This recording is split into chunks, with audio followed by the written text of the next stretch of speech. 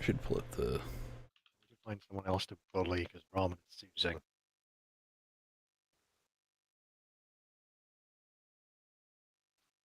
Ramen, do you want to give us a rundown? Yeah, I mean, I guess. Nice. If I can find it, there it is. So, early yesterday, the 2nd Marine 2nd Battalion, the Warlords, executed a failed amphibious landing on the southwestern island in the U.S. Forces AO, and apart from the U.S. casualties, this obviously was a setback for our forces. However, there have been high volumes of both ELINT and comment in the area that have allowed us to identify a major communications hub with high probability. They have also confirmed that there has been a strengthening of the defenses in the general area, so you can expect more of the modern gear, focusing on the higher value bases with air support, so concentrated defenses around there, but, you know, if you don't have to go there, that shouldn't be a problem. Patrols have been noticeably heavier, and they've shifted much of their forces with more modern equipment into the area. 160th SOAR has been shifted by Transcom assets to Italy and then subsequently embarked on the USS Wasp, along with elements of MARSOC. Who are you? You are Marine Raiders 1st Regiment. Serpent Company. With elements, we don't expect Separatist forces to have any manpads outside of the identified areas due to their limited supply, but expect some deployment of HMGs for anti-air defense around enemy strongholds. Or strong points, excuse me. According to HUMINT sources, the high-value individual prefers to work directly with small crews and staff and relies on hardlines rather than wireless communications, but his communications are being routed through the identified communications hub, which should allow us to identify his location once we raid it. This, when combined with a small contingent of forces expected to be in his local area, should enable his extraction. So the mission is to raid the communications hub and discover the location of the high-value individual who you will be capturing and not killing. It is required that you not kill him. There is a script from Knoll to facilitate this, which I will explain a little bit more of on the map screen. TAC-P is JTAC, same thing. It's the FAC, but it's the Tactical Air Control Party. Got it. One-man party. What are Raven and Phantom? Raven and Phantom are both little birds. Raven is armed. I don't expect you'll be taking both Ravens, so you will have the choice of either a little bird with a GAU-19, the 50, and a rocket pod, or 2 sets of miniguns and 2 rocket pods. Dealer's choice. Gotcha. And the other one is just transport little birds. They seat Included 8. MAT teams. Yes, I did. I didn't recall whether the loadout I was given has MAT, I didn't look either. Well, I should have looked. But I was very tired, so I didn't recall whether the MAT gun, like the Moz or the SMAW, whichever it is on the Rifleman AT for the fire teams. So the MAT guys are there, but also if we had larger numbers, you could have a MAT team. But mostly it's the guns, and I wasn't sure if they were going to spawn in right, so I just threw them in. So you don't need to slot MAT, but you can just steal their role if you need it. That would be the Rifleman would be the assistant gunner, so that you get the extra ammo. All right. Right now, I'm thinking a Serpent team lead, 2 fire teams of 4, a TAC-P, and a 1 Raven, 1 Phantom. Does that work for you? That will work. You can have Raven swap out from the transport to the armed little bird if you'd prefer. To make it so you can do it all in one chalk on the way in. Gotcha. All right. Yeah, that I think works then. All right, let's do... So we need a Serpent 1-6 team leader. They're going to be in charge of the mission. And have the medic and a TAC-P at your side. Going to be commanding 2 fire teams. And have 2 little birds at your disposal.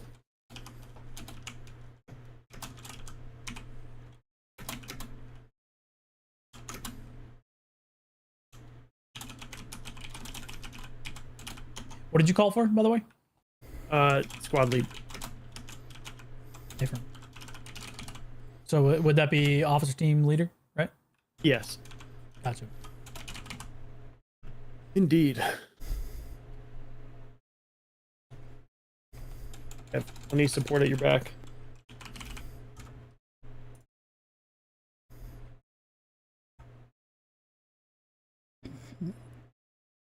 Thank you, Noel. Let's get the medic. Say the medic, you can be officially sarcastic. Oh my god. Good job, Petrol's there then. Oh, god damn it. Let's get the Serpent 1-1 and Serpent 2-1 team chiefs.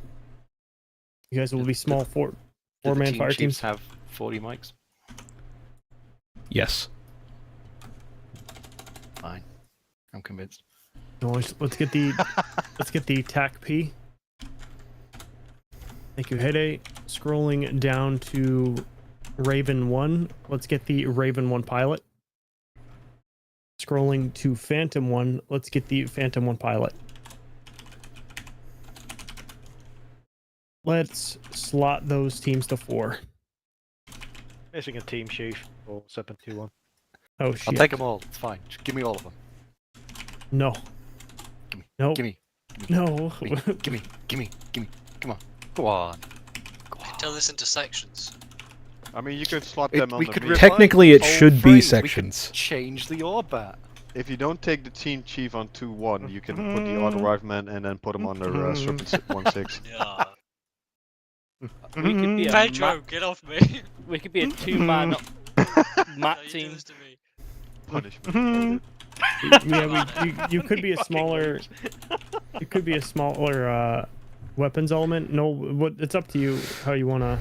Technically, the Marine Raiders do run in sections, so if you wanted to run as like a giant section, I'm fine with that. That does make sense, yeah. So what would that look like in terms of roles? It would be So what is it? Just filling Serpent 1-1 and then grabbing Serpent 2, or like the special Yes. roles from 2-1? Okay, got it. Let's fill. Except the rifleman in 1-1, because, you know. Got it. Let's get the CLS from 1-1. Let's get the auto rifleman from 2-1. Let's get the rifleman AT from 2-1. that's going to be a Moz if you don't spawn with one. It should be anyway. And then okay. Oh, dude, Well, if you want TLS, you can have it. I don't mind Honestly, you, 180. Ah, with a medic, I'd rather have the assistant than the CLS. Okay. We can do that then. Oh, you won't have the assistant. Odin just got fucking. It's up to you.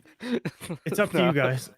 Odin, if you want, you Or- can or be it's up medic, to I Noel, can be actually. assistant. I don't It's up to mind. I don't. I've got this. Alright, that's slot, fine, let's go. so- I'm so sorry. Sweet. You Oh, can, sorry, if there are loadout issues, you can just like. Yeah, you can do just hash loadout. if you fucked it up somehow, you can just do hash loadout and fix it. I don't care. That's it. If there's an AA specialist loadout, I'm taking it. There is Yeah, not. so we basically got Gives me 2 gun teams to work with as well. That'll be nice. Technically, if this was a like a real Marine Raiders like Orbat, there is like a dedicated section of dudes for heavy weapons. You mean you didn't 1-4 do the weapons squad. orbat of the people we're playing? Considering I started this like, what time is it? Less than 10 hours ago? Yes. Excuses. Come on. It would be 1-4 weapon squad. Usually a bunch of 240s and I don't know. I guess a hat Are they- team attached. Are they Laws running are- like marine squads, like 10 people? Or- It is a company has 3 squads of 14 in it. Oh goddamn. Okay. Yeah, those are the rifle teams, and there should be another weapon squad, which is a little. Or whatever the. Oh. I may have said company and meant a different lower Yeah. regiment, but I whatever. have a lot of dots on my map. Yeah. That's a lot CWR. of marked CW3 FIA soldiers. Yeah, don't worry Well, about I think that. we know where your hostiles are, dude. Well, that's the communications hub, so that's kind of a given. Are those gonna go stuck away? there? I think that's a wave spawner, and no, it won't. What did you do to get them to do that? What the Yeah, that's a fuck? new one. I've never seen that. I think it tried to garrison them into buildings and failed miserably somehow. But usually it collects. Technologica. Usually it collects it all into one Yeah, I don't know. Yeah. marker and says, Well, "Here's okay." you have Yeah. to Okay. zoom in to see the buildings.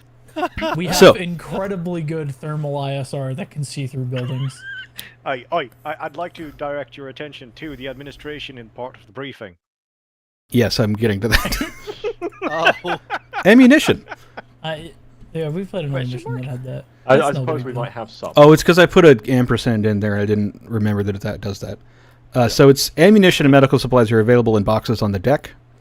There's some staged next to the helicopters because they're heavy as shit. I just overfilled them because it was way easier than trying to fill in like 20 boxes or whatever it was going to be. So there's some stage right next to the helos. You can just throw them in, deal with that. There's another set to your left when you spawn, but next to the island that you can loot for shit if you want to.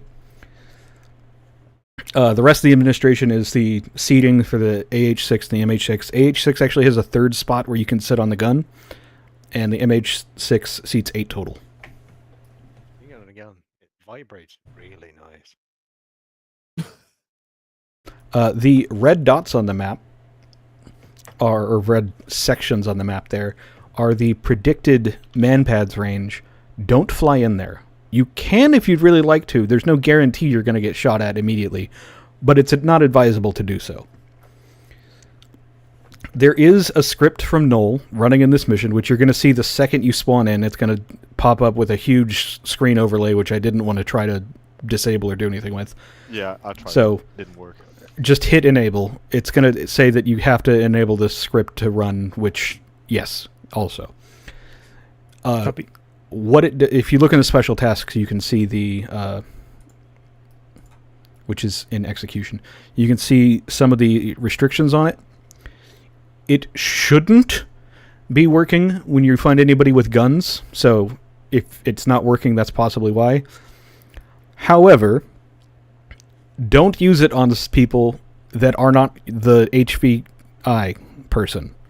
So, like, if I see a bunch of surrendered dudes as you pass through an area, because you guys have been mashing T by, like, running up to people and just smashing that button in the hopes of getting them to just surrender, there will be lightning strikes. Don't do that. All right, but if we Don't do that negotiate and with then hostages. shoot Got it. them, it's fine. I'll be watching. I'll try my Did you best not change to do that anything? with my terrible control No. scheme. Okay, so... Yeah, there's more conditions than that. I just didn't list them. Yeah, if you press enable, it's gonna show up on your map screen on the left side where map briefing team and player is. So there's more information about how the script works. Okay. does it have to be T? As far as I know, It can be yes. another I button, didn't but see I where don't to. have a I didn't see Well, where in the script to rebind it, unfortunately. Sucks to be you, Ramen. You're gonna get pinged a lot. T is one of my Zeus keybinds. I apologize. No, I apologize to you because I'm not changing. Well, no, I apologize to you because that just means I'm So- going to be ignoring all the Zeus pings. Keep me That's away from the HVI because T is throw for me. oh, you don't have So- ace throw? I do, but I have T bound still in case I need to quickly yeet whatever I have selected. You know, Yeah, I in need an to- emergency. I need to find a neutral key that nobody uses within Archon so I can It's put it on there. impossible. I use the Armor 2 preset. Do not worry about me. F13 through 24. Yeah, there you go. Don't do That's that. true, that's true. my fucking Does push this- to talk. Wait, yeah, no, that's my Question. mic. That's my lasers and stuff. and everything. Okay. Jesus. Any questions on that? Yeah. The whole pressing T thing, does that mean we don't need cable ties to capture him? You will still need cable ties to actually, like, cable tie You him and just escort him stop him. around, If you but play he'll ready or stop not- and put his hands up. Okay. Ready You or played not is the Ready or best Not? comparison.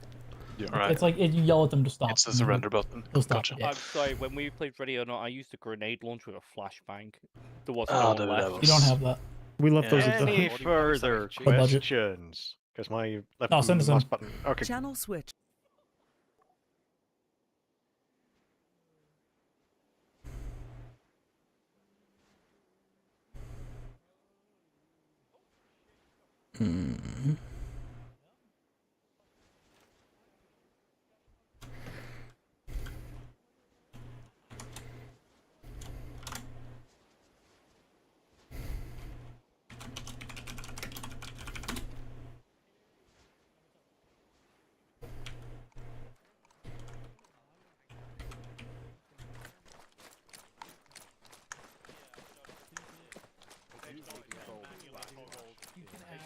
manually toggled, so you need to tell me if you need to turn it off. I don't know why that timer didn't do, because I didn't edit that timer at all. The aircraft's at north. Ah, there we Oh go. my god, minus it now. is. Yeah.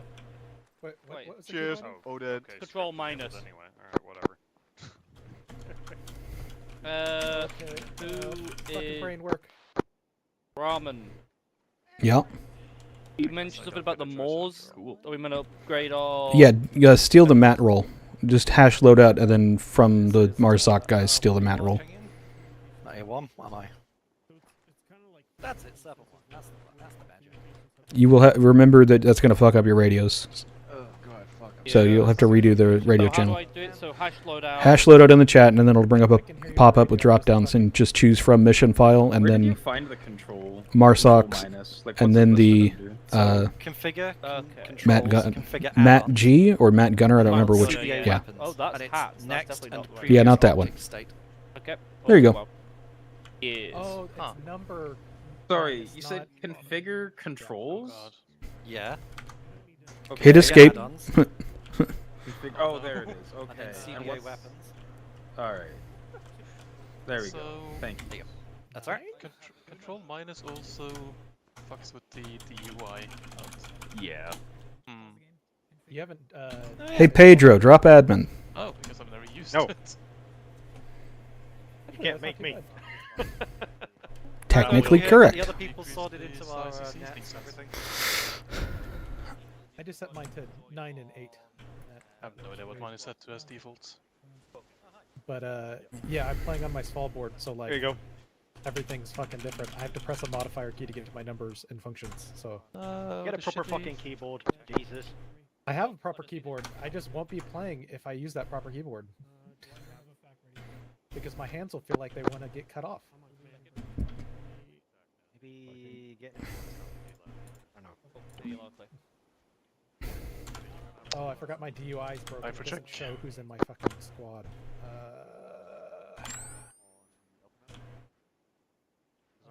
Wait, were we grabbing the mouse?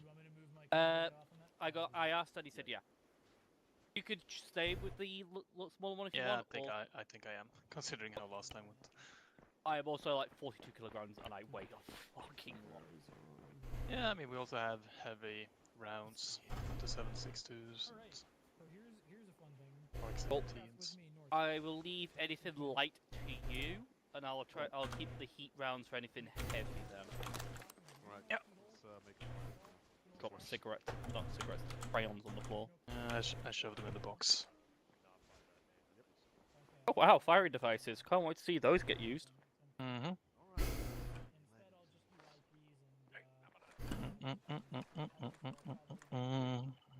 Grenade box here if anybody needs some more.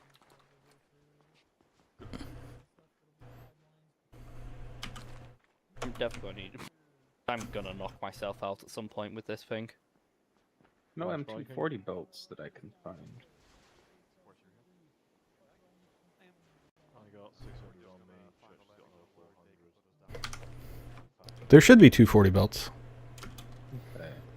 Yeah, they're here in this close box. The one closest to the island. The one labeled ammunition. What's the point in bringing the lower must have heat scrolled rounds if past I've it. got the bigger ones? 240? I see. They travel 249. faster. Oh, do they? Yeah. Okay. Remember, kids, defuse kits exist. And you should probably have one. They're also Just in case. slightly lighter as well. That's because they're smaller. Hmm. They have less penetrative ability, but that shouldn't be an issue here. So I'm just wondering, should I drop the additional 75s or just load Up to you. What I'll do is I'll keep 2 75s and 3 55s. Use some HE on me as well.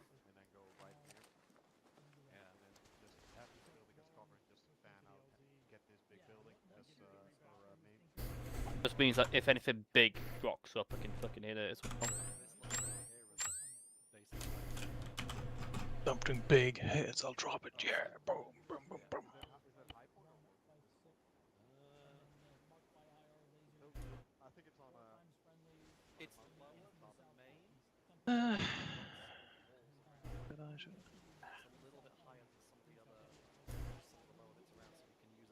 Anyway, a lot. Click that. I'm just banking that someone else brings my ammo.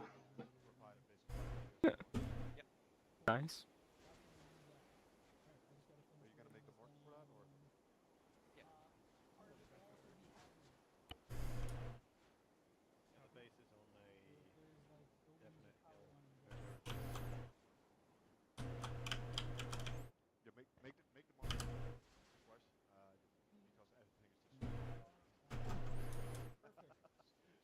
So the Serpent BOF is about 15 meters. Maybe 20.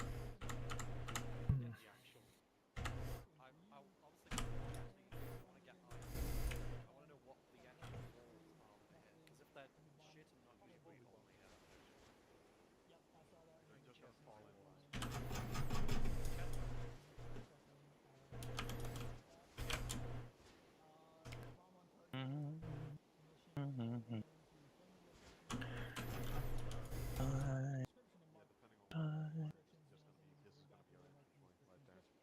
Well, I'm glad I'm not using push to talk anymore because my zoom in is actually on that button now.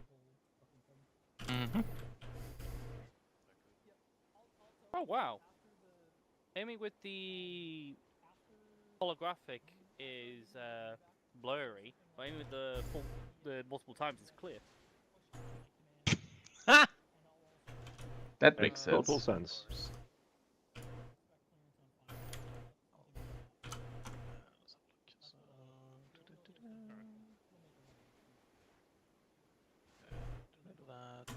Rid of that. That files and directory.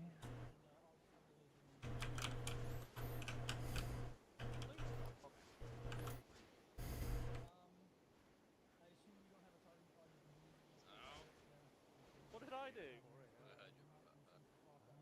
Yeah, I can't judge you because I have no face.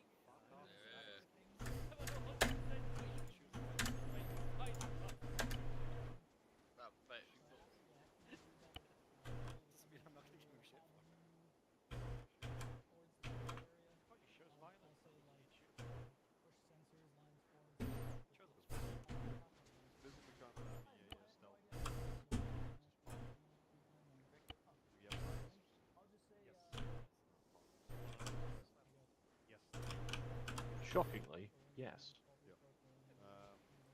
Go in here, clear. That's gonna be your team.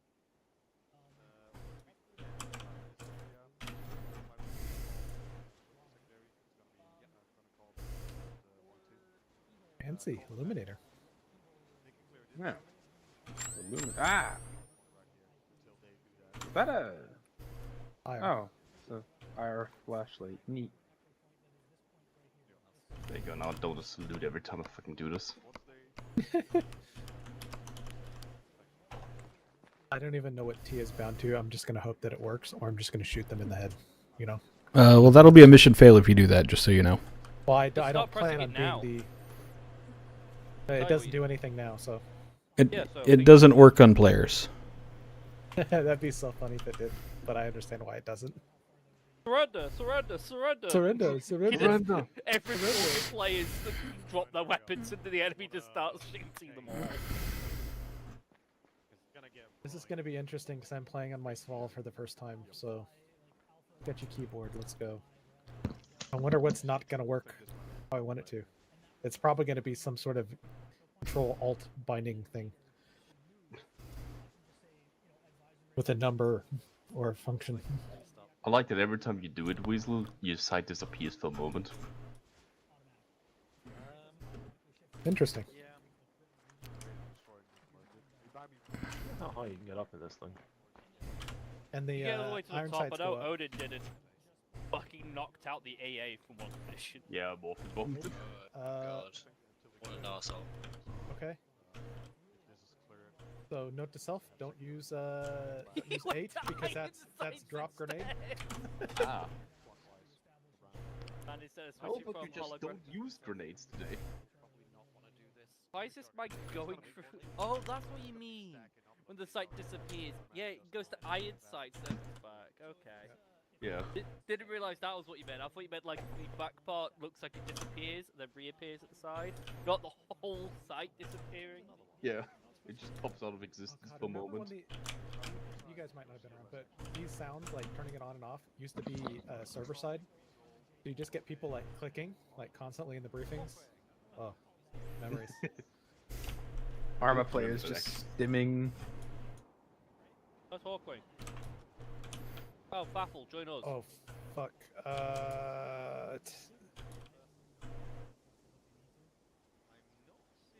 Okay, so tab scroll wheel does work. I can't see the player list, by the way, so which is fun. I don't know why it's not showing up.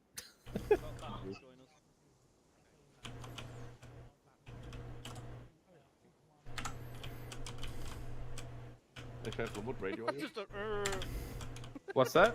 What radio channel are you? Channel 3 on the 148 and 4 on the 343. Go Have to Three? channel 4 on the 343. Why do you have two radios? Because it Channel was started 4 as on late the of his team. 343? Channel Ah. Yeah, channel 3. Channel 3. 343 is channel 3. Okay, how many times are you gonna say free? That channel that I was beeping on. Oh, we cry. Can you hear everybody else talk just a moment ago? Radio. I don't know. Radio No. check. Yes, I got it. Cool. Yeah, there you go. Also go yellow, apparently. Yeah, go yellow. You know they're a piss team today. It's a gold high team. honor. Oh, you guys have pistols. It's not cool do enough, not. I guess. No, only AR gets one. Not AR. Yeah, I have a secondary weapon. It's two. That's have cool 10 if you need to sticks of morphine. compensate. Sure. Mm. 11 sticks of morphine. Stick us with 11 sticks of morphine. Yeah. Look, You cool know, in case I doctor. want to suck on one. Yeah, that's what the crayons are for. Yeah, but the morphine tastes better. It also tastes Basically, you're doing it wrong. You gotta just stick it in the leg so you don't taste it and it just acts immediately. You don't feel anything. What But would be can the fastest morphine way to write have on stuff? morphine work? Yes, if you're brave enough. Hmm.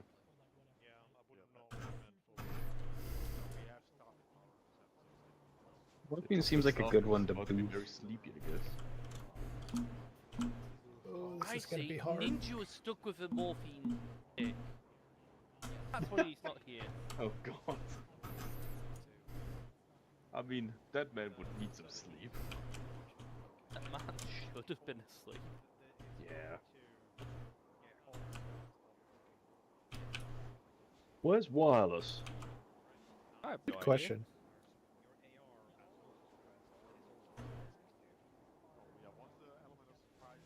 He's Canadian, so I always assume snow. I don't think there's much to know. Oh, it's 5 hours, not 5 minutes. That's fine. I'll occupy the music channel with him tomorrow morning. Alright.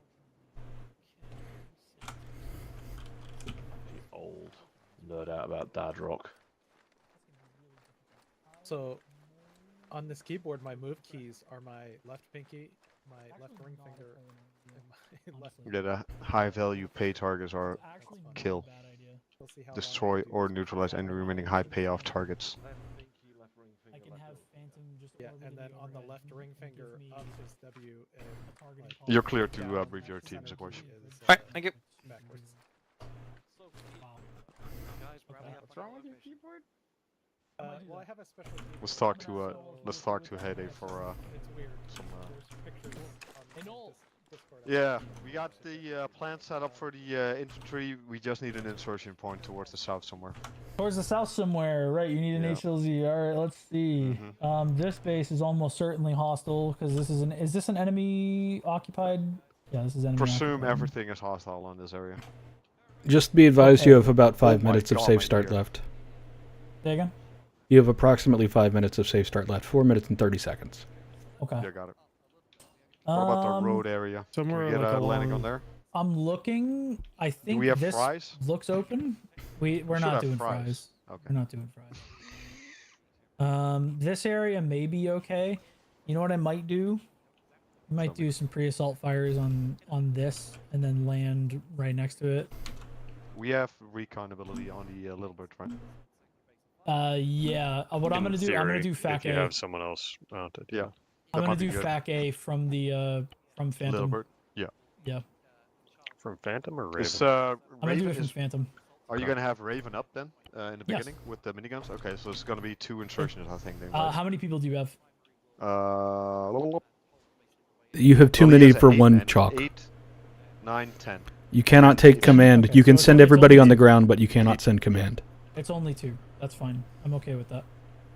I mean, Ramen, Yo, if you promise to not be mean and let us land here safely, so I don't have to do pre-assault fires on these hang a buildings second. right here. Where is here? Hang on a second. I need to check the other map. A I'm kilometer yellow south of circling. the. Yeah. Well, Yeah, we're fine with that. it would be safe. We It are would in be safe to enemy land. territory. It would be safe to land if I did pre-assault fires on this like 2 sets of structures here, right? If I had the little bird fuck it up with rockets before you guys land, but Hold on a But second. It's gonna be. Because this is, I'm going to give you some intel that I probably should have included in media images, but like, I was fucking struggling to get this together in time. yeah, no, fair. Hold on a second. Those are I need to actually go there and see what those buildings are, because I think that they're just like I think they're knee-high bunkers. walls. Yeah. Yeah, like, they look- a Yeah. small bunker complex, trenches, and. Where little is that? 1 to 2 man bunkers, I think. Oh yeah, no, they're like waist-high walls is what those structures are. They'd be perfectly visible on satellite, so or like, a U-2 flying over, anything like that, so Yeah. I'm perfectly Yeah. fine telling you that. Yeah, I don't see a place that we could get much closer because I don't know how thick these trees are. Yeah, exactly. It's Only either other that. place that looks like maybe an opening is here, but that's mean, right next to town. I mean, Well, if you... considerably Yo, closer, but that opening in the field I there. just noticed. It's these a supply it's a boxes boots on all the ground contain landing or it's 249 fries, ammo, hitting. uh-huh. It's gonna be landing. and the players have 7.62 guns. I believe the... Hold on. Let me check the... 2 birds. That's right.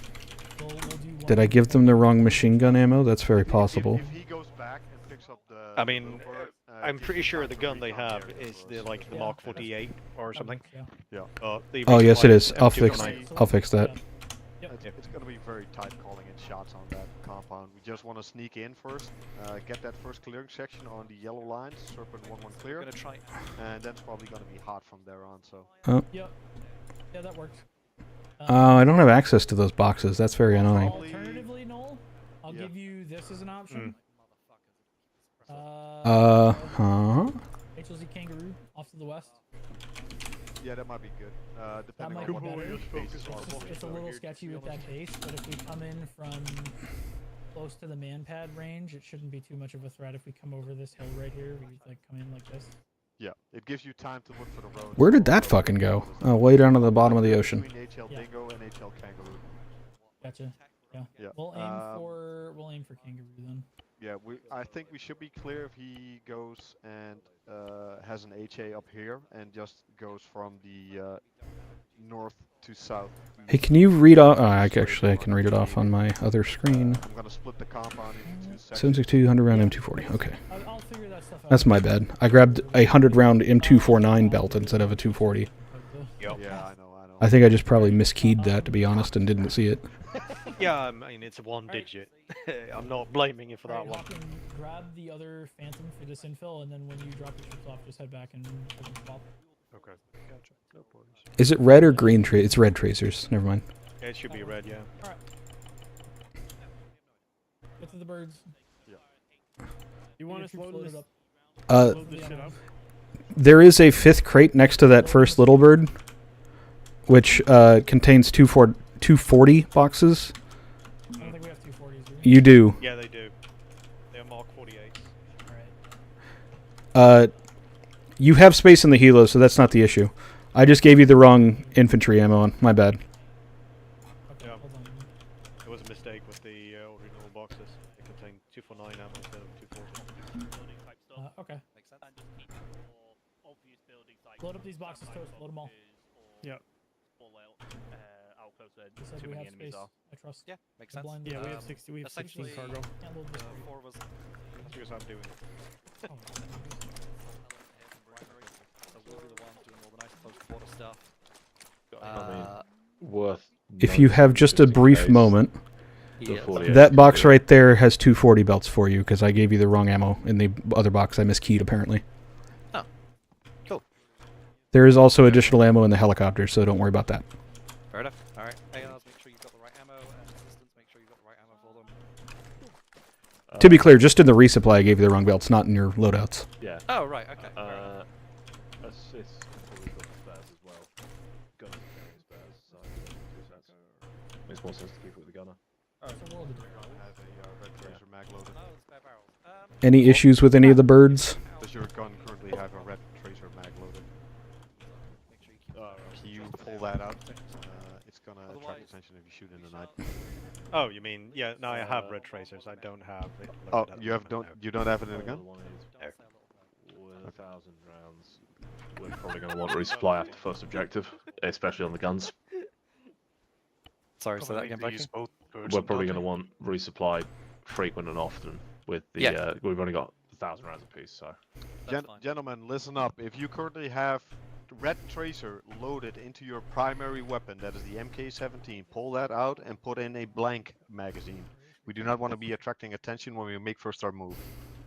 No tracer. We ain't Hey, got fun none. thing. All the resupply is tracer. You're gonna have to clear the chambers. I think I gave you a bunch of everything, but don't worry about it. There's going to be little bird.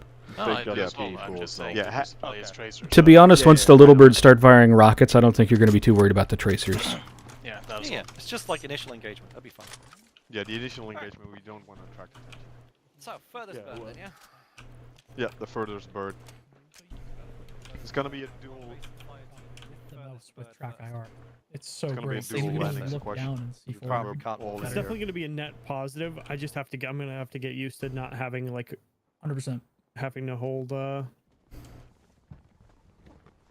It happens surprisingly quickly. Yeah, All right. Base of fire team in secondary team in the northernmost bird, and then assault team. I love in being able the to lean next out the bird to side of this south. fucking thing. It's cool. I threw Mark. Fire, I assume. Yeah.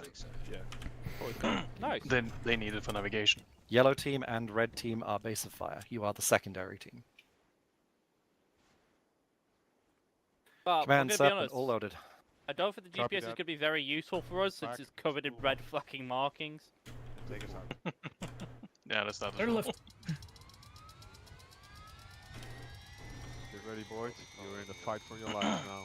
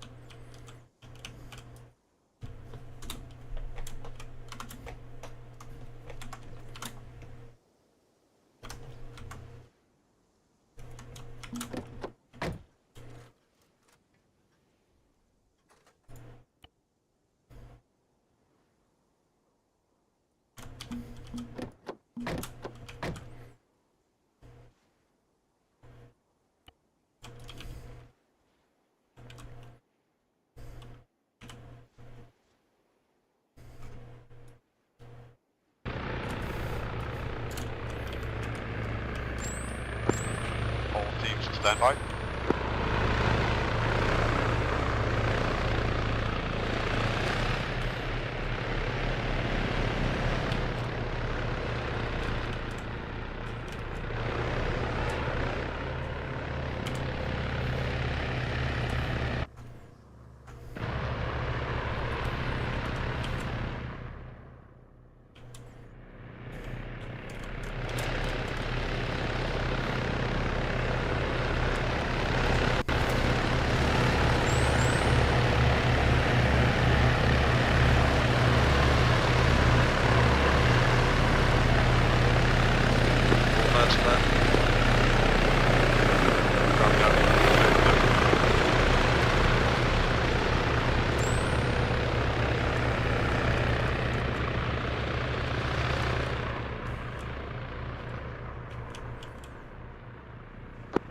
Alright, Circle 1-1, take us out.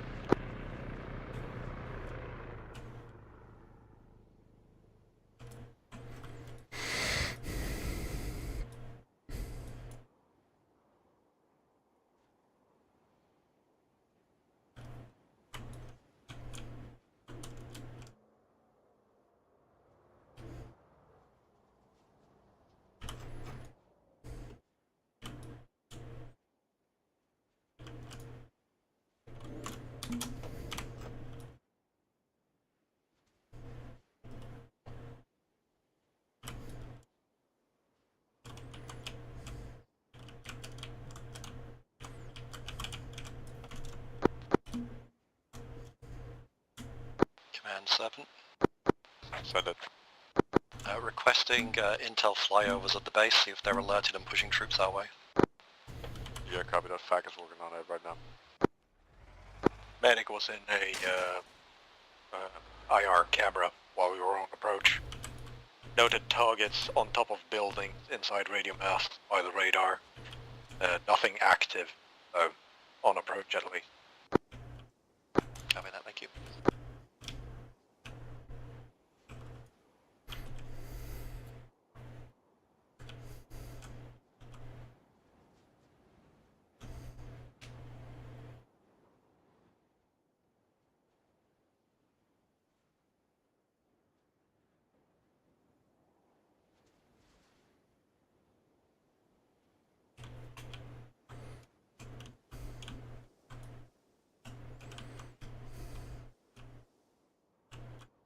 Serpent fact. Send it. I have 2 military age males, your front, left to right, maybe 200 meters. Up the hill in front of you. Copy that. Serpent 1-1. 1-1 copies.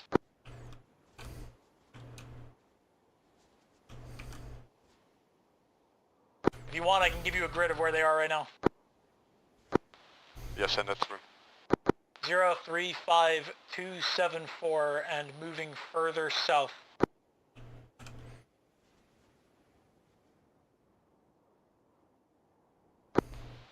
Cover that, Serpent 1-1. 1-1 not copies, send again.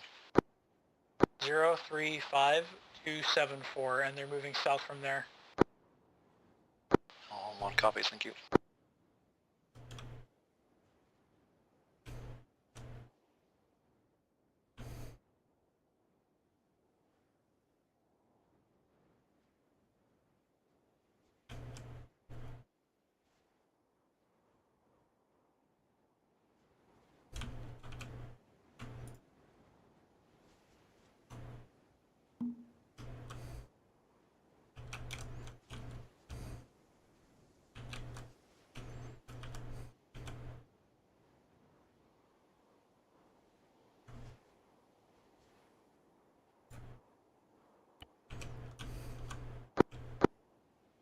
Serpent fact.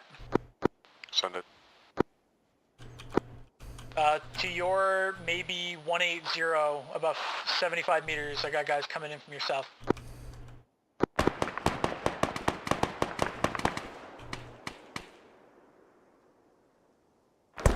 Serpent engaging.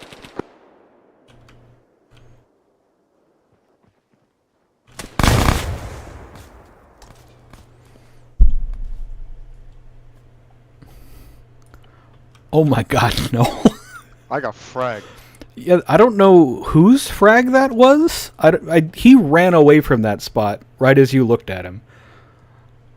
I didn't tell him to do anything, so if he did drop a frag at his feet on accident and fucking run off, maybe. He tossed a frag at me. He was standing like 10 feet from you. He's the one that lit you up. So I don't know. I saw the guy coming from the right, and I looked at the coordinates that Heyday gave us. And I was like, oh wait, they're not in front of Sakash, they're right next to us. I mean, they were in front, but like that wasn't even me doing anything. That was just a random patrol I had of 2 dudes. So... Are you gonna obey me?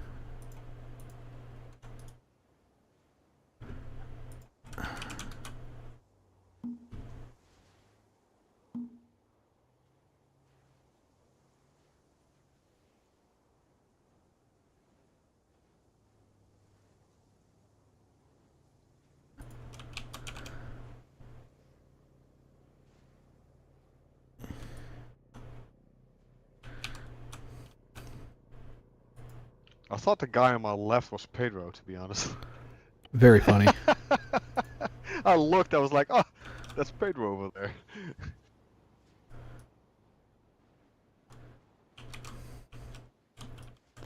Don't face through the walls, please. Okay, good.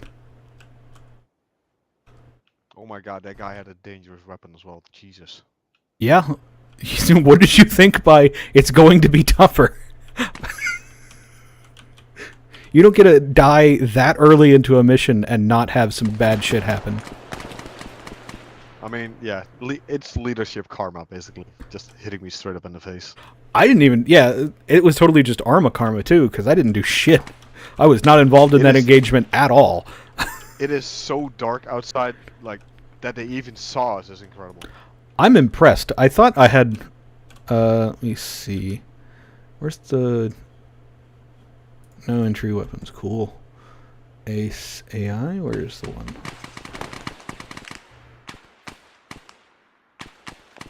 I don't have... Where is that? I know there's one to turn on the... Is it equipment? Yeah. Her op4 enabled. Yes. There we go.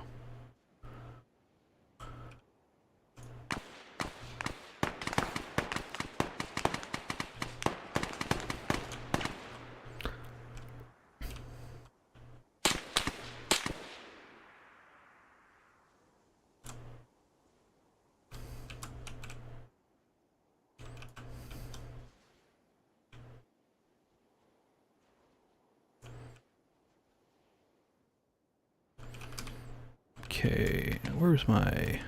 these guys?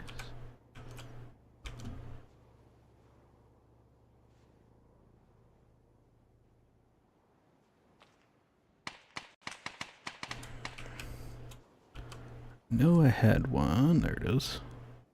Do I still have that? No, I still have a truck. Okay.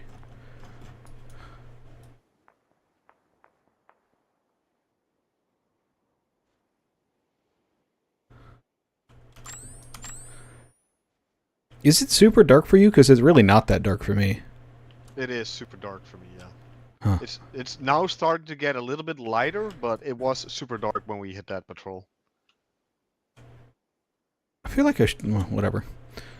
I think it's dawnish. Yeah, I think I meant to have it be a little bit earlier, but I think I'd probably move the mission time at some point and then didn't change it back. Okay, then. What happened to you? Oh, hazardous. I must have just gotten headshot or something. I was just standing there and then I died.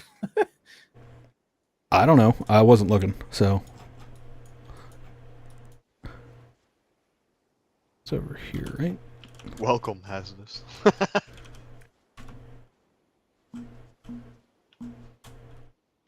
At least you didn't get hit by the leadership karma.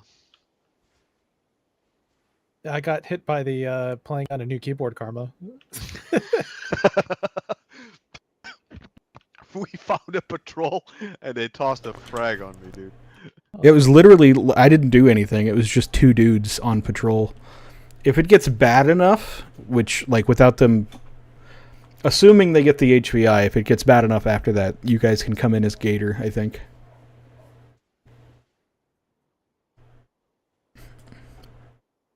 But HVI should be the first thing they're going for, so I'll probably look at this, actually. Yeah, I'm not even sure where I would have been shot from. I don't know.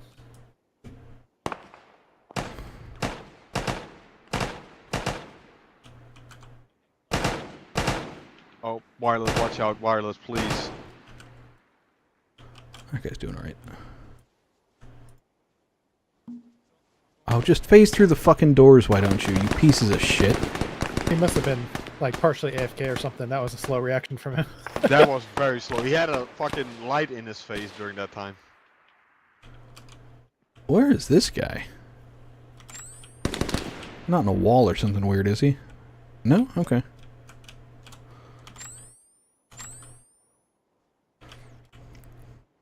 You guys did come in, like, on the correct side for the communication stuff, though, which is good. Oh, is that the objective as well? The radio tower? I mean, all of the stuff happens to be, like, pretty tightly packed around it. Nice. Okay. But, yeah, all 3 radio... Well, 4? I think there's 4. All of the radio equipment stuff there needs to go boom. I was going with the gist of Marsark Raiders sneaking in and sneaking out.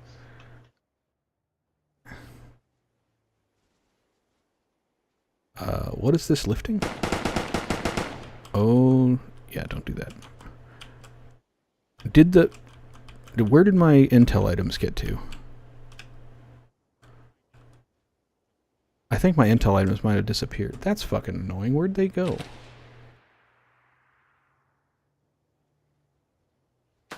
Do I have a way to...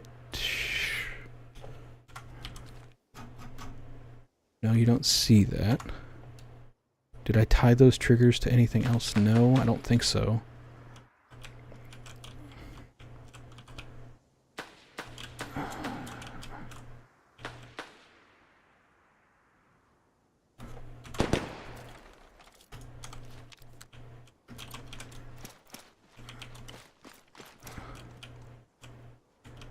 Oh, that's some bullshit. They worked when I tested it. I don't know why. Oh, that one's there. Did I just forget where I put them? That's very possible. That one, and I think this one? Yeah, okay. That's fine then. The intel items are working. Okay, so the intel items are working. I'm just dumb and I forgot where I put them. Yeah, I saw you running around. I was like, what is Ramen doing in those barracks? Oh, what the fuck? Did the helicopter crash? What? Oh, okay. Oh, no. Okay, no, we're good. Hades is having Hawkwing engage vehicles. Okay.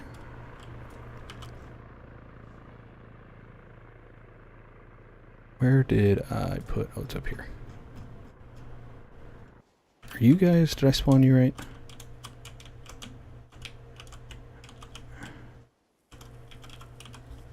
Yes. Okay.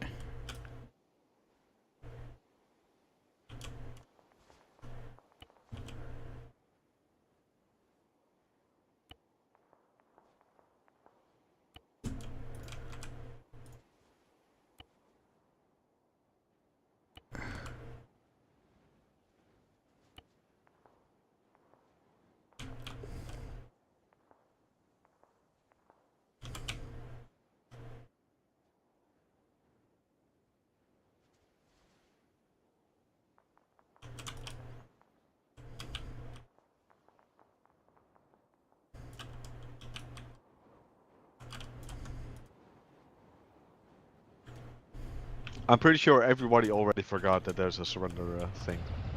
Well, when they kill him, I will tell them mission failed then, because I was pretty clear about that.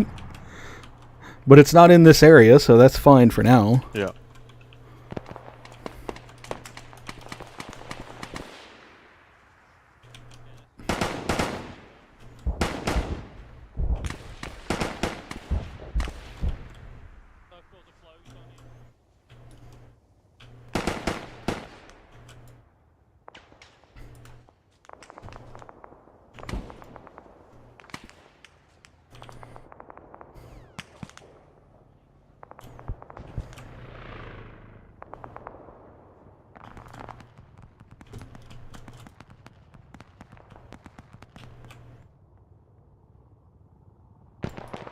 Well, so far so good.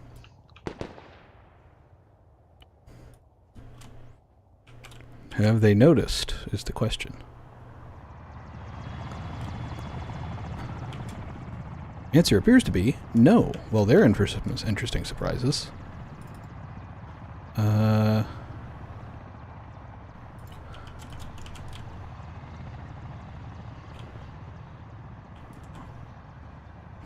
How can I do this without fucking killing everybody? I don't want that to happen.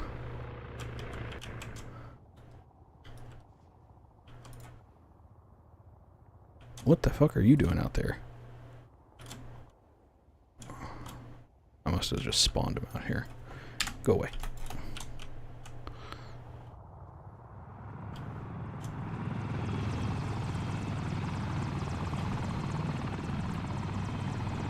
Oop, that's not what I wanted.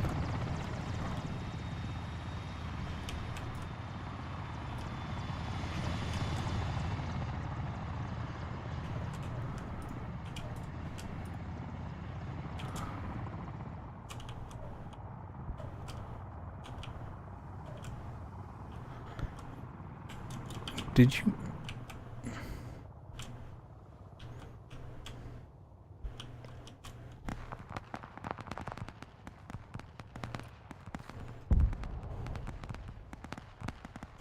Oh, has that not showed up yet?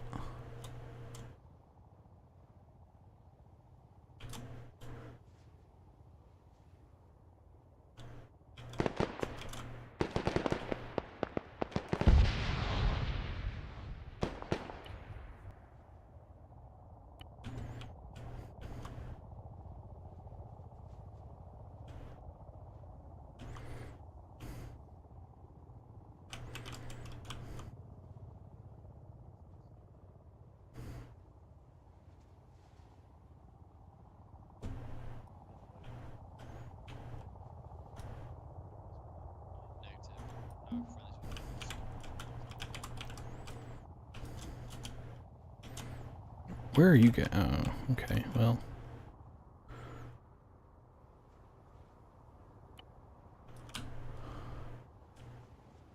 That's fine. Where's that at? Is it still way over the fuck over here? You're just stopped? That's cool. Don't do that. Alright, here's an idea. Go there.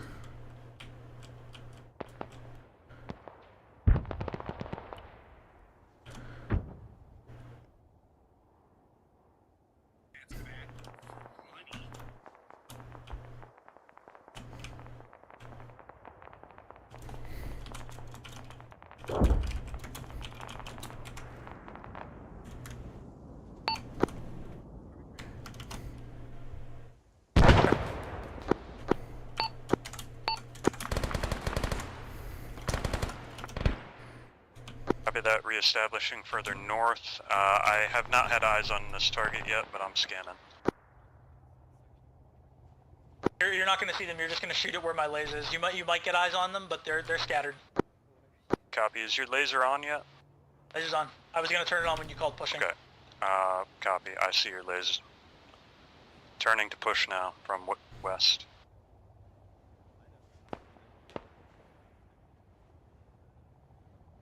Inbound. Clear dot.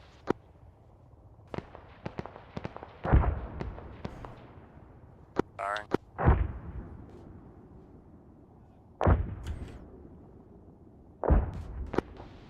Raven, strike complete.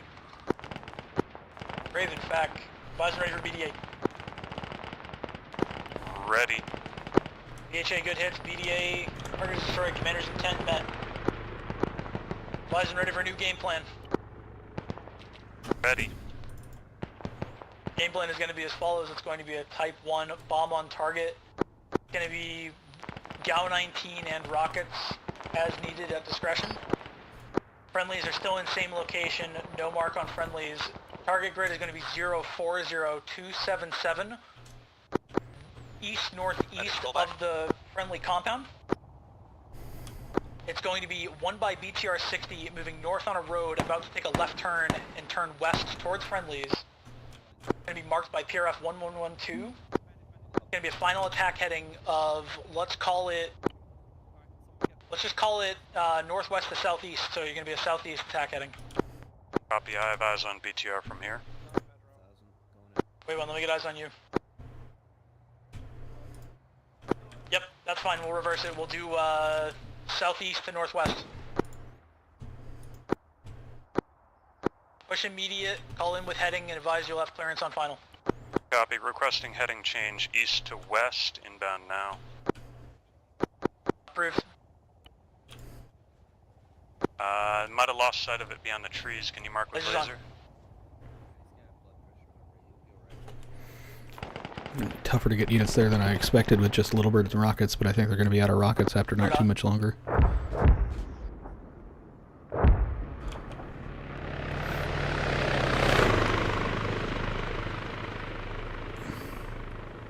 How are you looking? Raven 1, strike complete. Didn't have a good hit pass at that time, I don't think. Raven 1, you got rounds coming in from him. Raven 1, advising ready for BDA. Raven 1, ready. BDA is as follows. BHA, good hits. BDA, target is suppressed. Target is still up. I'm back in Spectator after forgetting, but I'm about to disappear again. Maybe. Oh no, I figured it out. Okay.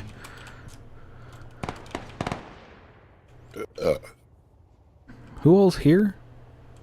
Me and Asper's, I think. Okay. Still. Pedro almost joined us, but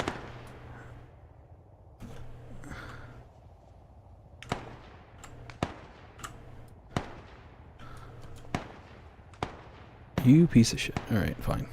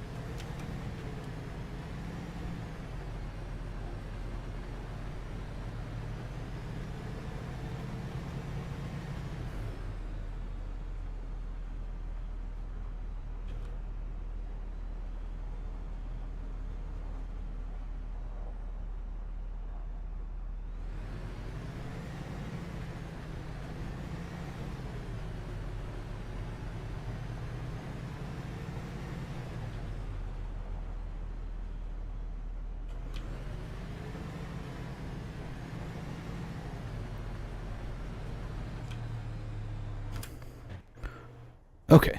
Jesus. Understood.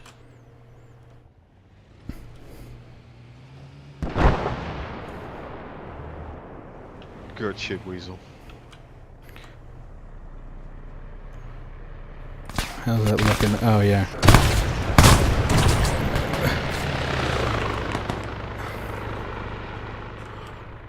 Crew disembarked, nice. Where's the...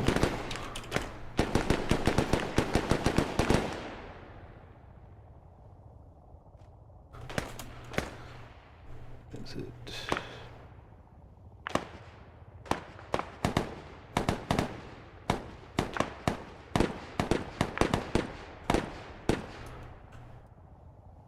Just random pink smoke. Ooh. Yeah, I think the AI have pink smoke for some reason or another.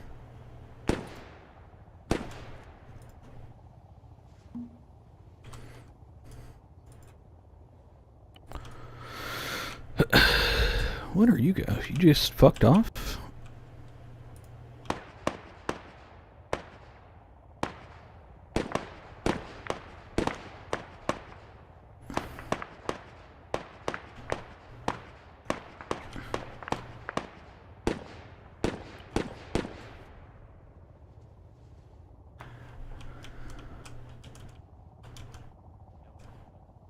Let's see if I can do this so that people don't see people walking through fucking walls. I don't know why they do that. It's very annoying. Oh, there we go. Okay.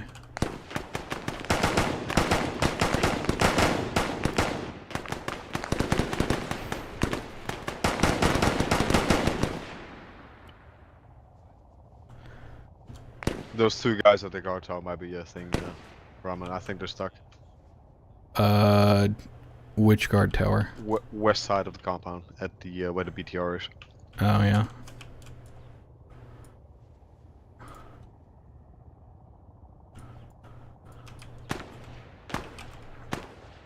There we go.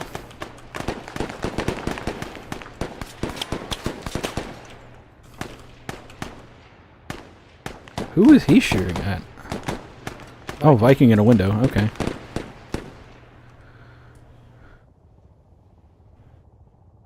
Where's the one that I'm looking for? You know what's nice to see, Ramen? If you give them like the proper formal thing in leadership in the beginning is like make teams and stack and go wing to wing clearing buildings. They're like yeah, and then they actually do it. I'm so amazed, dude. You mean players? The players, I mean the players, yeah. they're doing the actual tactical shit they're supposed to do every mission, and this is like, if you don't tell them to do it, they don't do it. Well, it's like the difference between hard clearing and soft clearing. If you tell them they're the hard clear, they're gonna probably clear in this similar way. I've seen worse hazards. I've seen people solo clearing buildings instead of buddy teaming stuff. Like they're supposed to. Oh, that's why. Oh, whatever.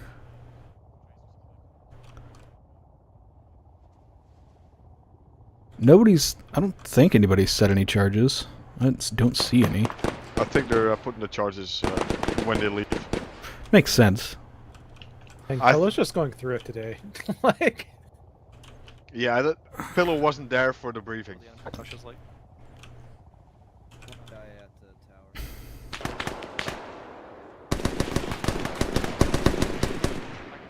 That's just like, just the engagement I see Pillow getting into are just like some of the most like... He just keeps getting engaged and engaged and engaged. I don't think Pillow has a buddy as well. Does that have...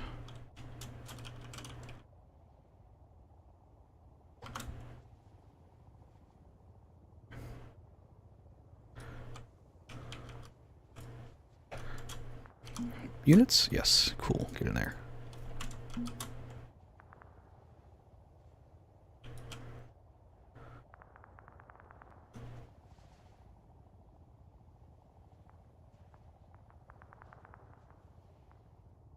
So part of me wants to look at like how they're doing the scripting with Infusion, because Arma 4 is right around the corner. At the same time, I'm curious if it's going to be like a different engine.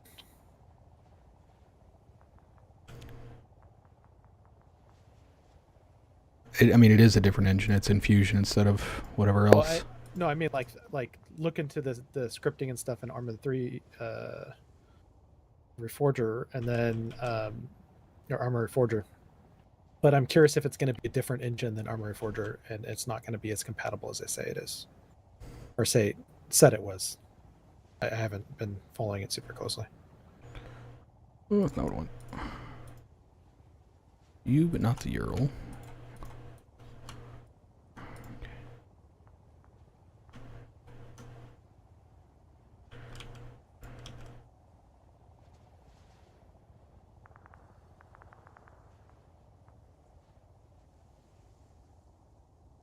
Huh? Is it full? Whatever. Okay. I guess you guys are running. What's that? Oh, it's still out there. Okay. Well, they haven't noticed it. This hill is giving the AI a lot of trouble, actually, I think, getting up. Yeah, they're coming in from the, mostly from the east side, where that gap is behind the radio tower. They're pathing. Well, not the AI walking is whatever. It's the vehicles have real trouble getting up that road, apparently.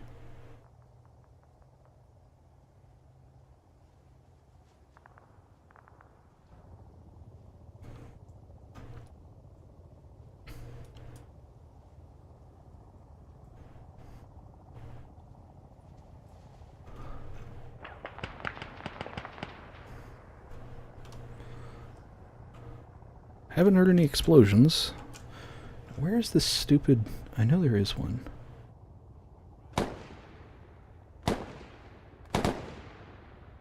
Ace utility? Spectator? Oh, it's C hash. That's Or not similar it. to C hash. Okay. That shouldn't be too bad then. Oh, you meant the language itself. I misunderstood Yeah. entirely.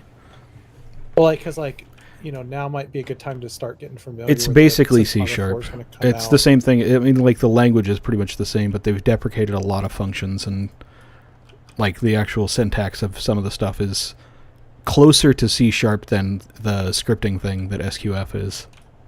It's closer to programming than, like, or rather, it's like a programming language than a scripting language now. It's like with Arma 4 on the horizon. Okay, Dad. Getting things like TMF, like a version of TMF or something for Armor 4.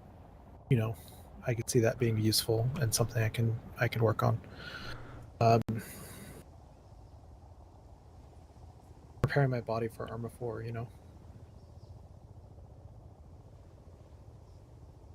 Please just don't be a reskin of Reforger. I think it's supposed to use the same engine, but be a lot more Arma 3-like. It's like, please have at least a Zeus and an editor. Reforger has a Zeus, so that's not an issue. More an editor, I guess. I just move myself so I'm not accidentally yelling at players. I don't think I am. They're just hearing us talk about Armor 4. Well, they would hear me like, and not you. They're like, it's the future. Why is Pedro just all by himself? Guarding the corpses. For pickup. Oh, that dude's hauling ass. That's nice for a change. Are the others just coming straight there, or are they just slow as shit? No, they're just slow. Okay. Why have you done that, truck?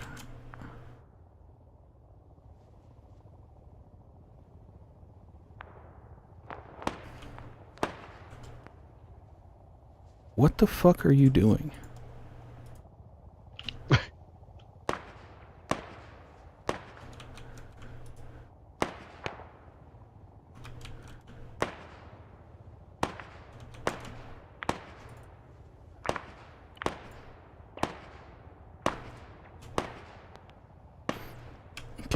Now's about the time where this dude, who's just been hovering over here completely unnoticed, apparently, is going to make sure that you're on hold fire. Don't fire unless fired upon. That works. And then just like there.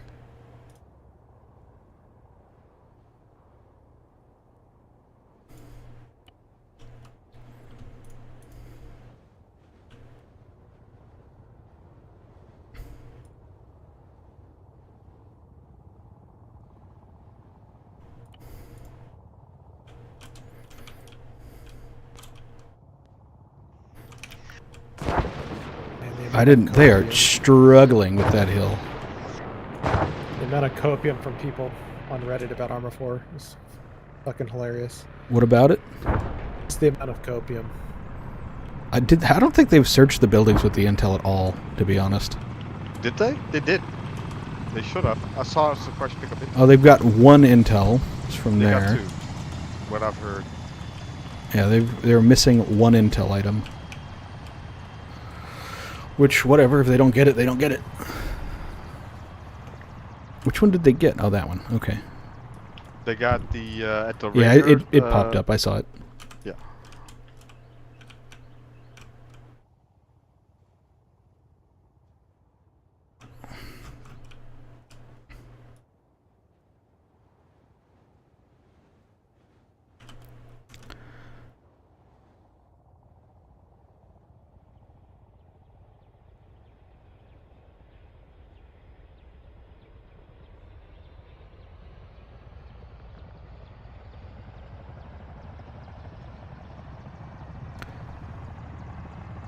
Where's my informant?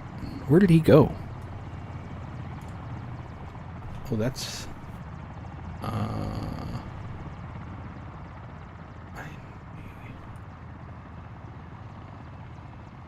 oh boy, what was he? I don't remember.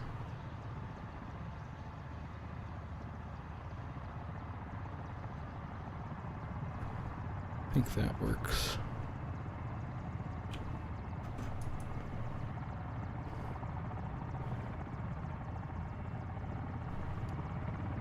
Have they noticed the helicopter? Well, it appears to be spiraling out of control, so I'm going to go with yes, they did. Hawkwind took out the tail rotor.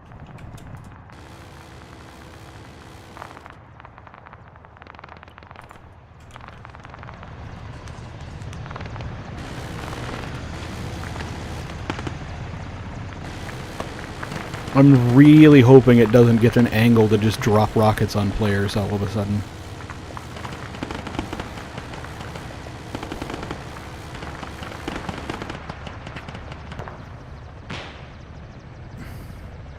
Somebody hit it. Good job.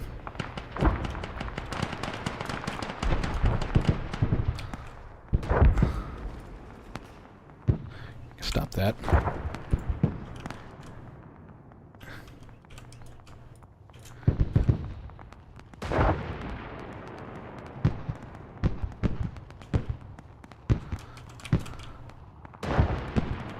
What are they doing? I need to figure out what they're actually doing.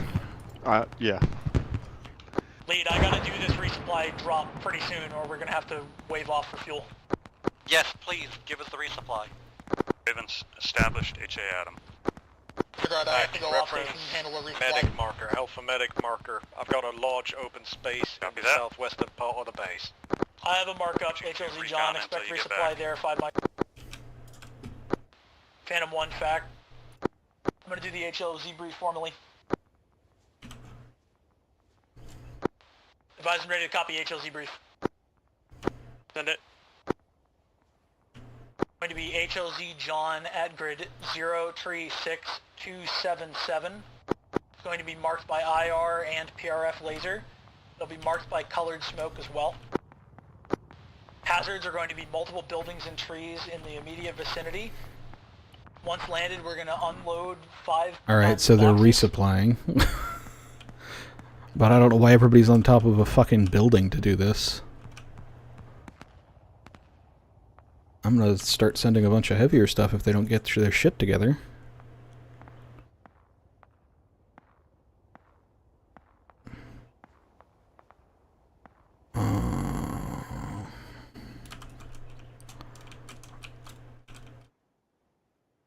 You'll do. Where's the base that was near there?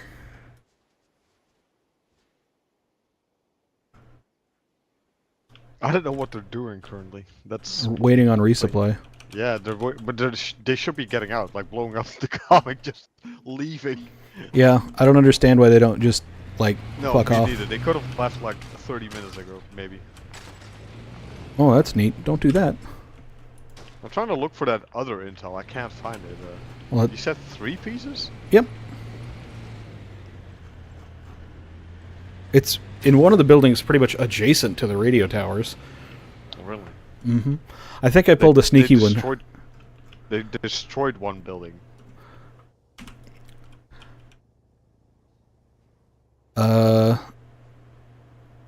Not any of the radio stuff, so what did they blow up? The building that's next to the barracks building. To the north. Of the comm station. Did it fall through the floor or something? I'm not sure what building you're talking about, to be honest. Or is it stuff at the comms hub?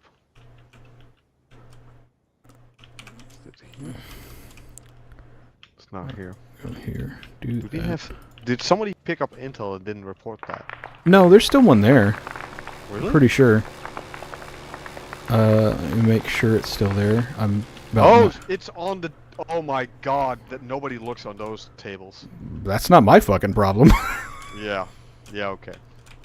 I see it. I know where it is. Yeah. Okay. Yeah. It was like, yeah, it's still there. It was in the same building as that other. I was like, I bet they'll grab this one and go, that's all that's in here. No need to look anymore, and fuck off.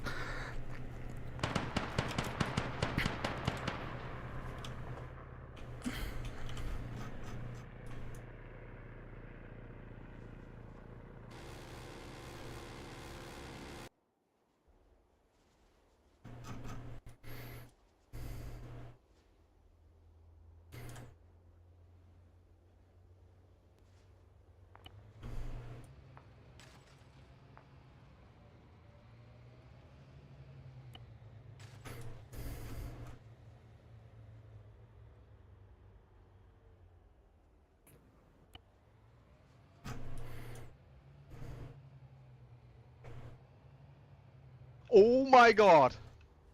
What did I miss? Oh, they fucked up the helicopter. Somebody.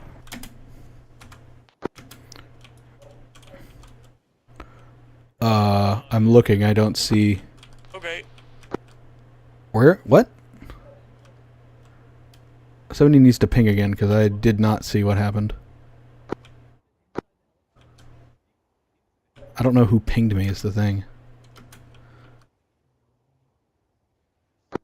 Hello? Raven 1, be advised, you're gonna be... I'm gonna override... I'm overriding Ground Force Commander. I'm gonna clear you Type 3 at that 4-way intersection. A limit of a circle of about 100 meters. Yeah, you're alive. Copy. Reattacking now.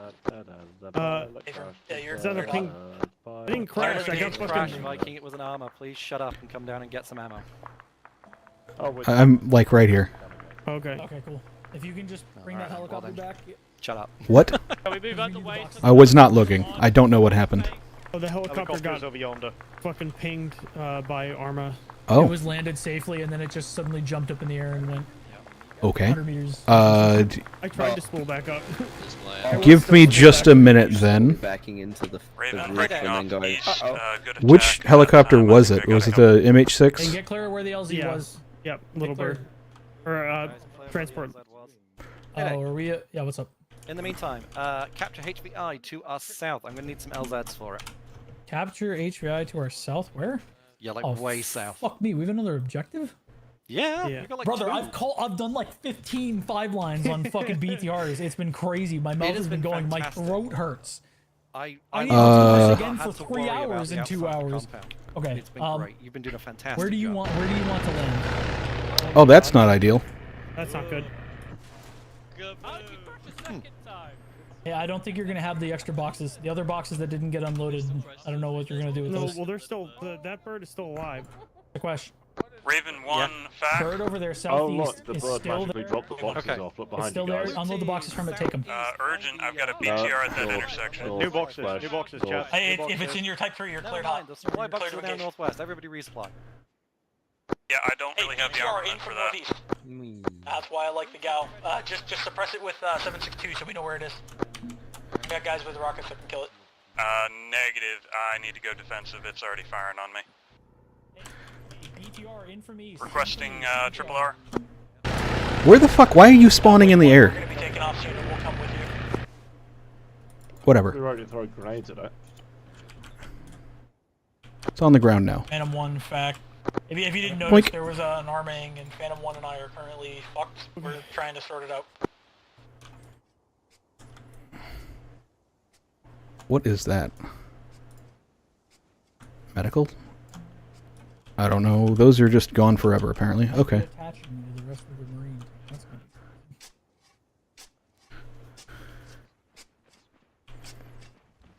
Alright, Phantom 1 has a new bird. We're gonna spool up and head back to... We're gonna spool up and head back to the carrier. Raven 1 fact, you're cleared, Triple R. Yeah, what's up? When you got a sec, Alright. Unfucked that thing. Forces are inbound. They should really probably hurry with the spooling up the helicopter and shit. I could land you on the south side, maybe? Also, I don't know if you guys caught it, if anybody was close enough to Heyday to hear it, but he did have a moment of going, we have another objective? Which was amazing to hear.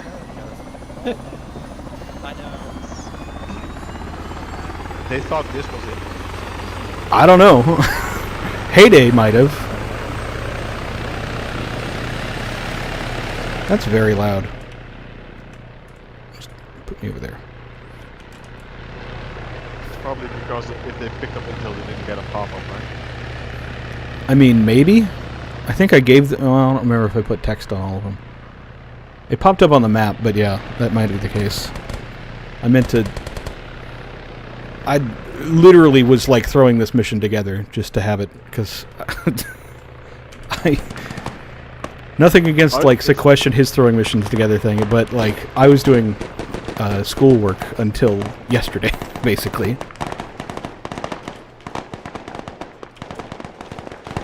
I mean, if you put it together in such a small amount of time, it looks licked, to be honest, so it's pretty good. But it might have needed some... Oh, it definitely needs some more stuff. I wouldn't say this would be, like, this is not finished or polished particularly. It's just like, you should be able to play this without having me have to tear my hair out to get my objectives to work, which is the main thing. Yeah, people, they know we're looking for an HVI, so... And it's on the map. I placed it on the map. Find intel on HVI. So they know there should be something else to do. Yeah, I don't know that you guys are going to find the intel for the high value. Another one? No. Yeah, dude, no. They're not going to go back to that barracks and check out if there's... Yeah, so that's fine. As long as they find the primary intelligence.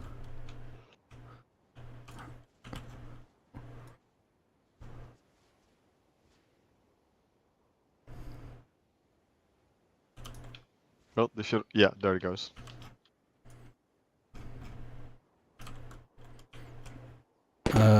What'd they blow up? Okay, one radio station in the thing. The comm hub is destroyed. Are there more? Well, I mean, there's two giant-ass fucking radio towers right next to that shit. Okay. Yeah, that might have been specified. That's probably my bad. How can I do this? I think that there is... If you can select them and end them. Yeah, that's not what I want to do. If it's on a trigger.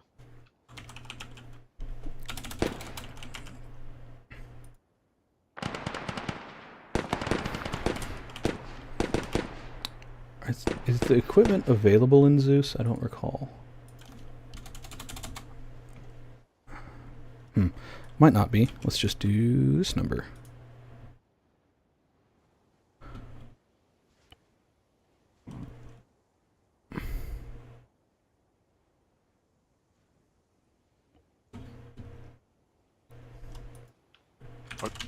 Are they still hanging about, or are they replanning?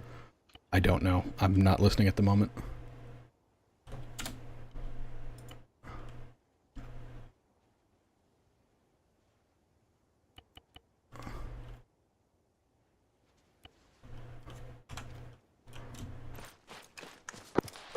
We're gonna head back towards the compound that we were just orbiting, and we're going to just orbit until they're ready to have us pick them up.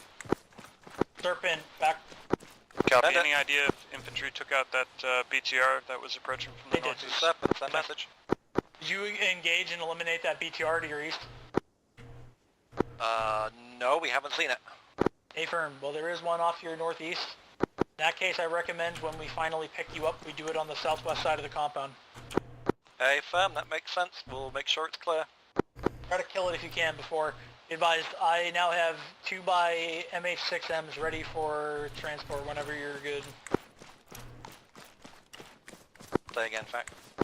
I have 2x MH6s ready for lift whenever you're good. Copy that. Be advised, Minimum one established shouldn't over at be HA Adams. sufficient with one bird. We have 2 KAA. Yeah, but we picked up Pillow as well, so we've basically only lost one. Serpent, fact, send packs count when able.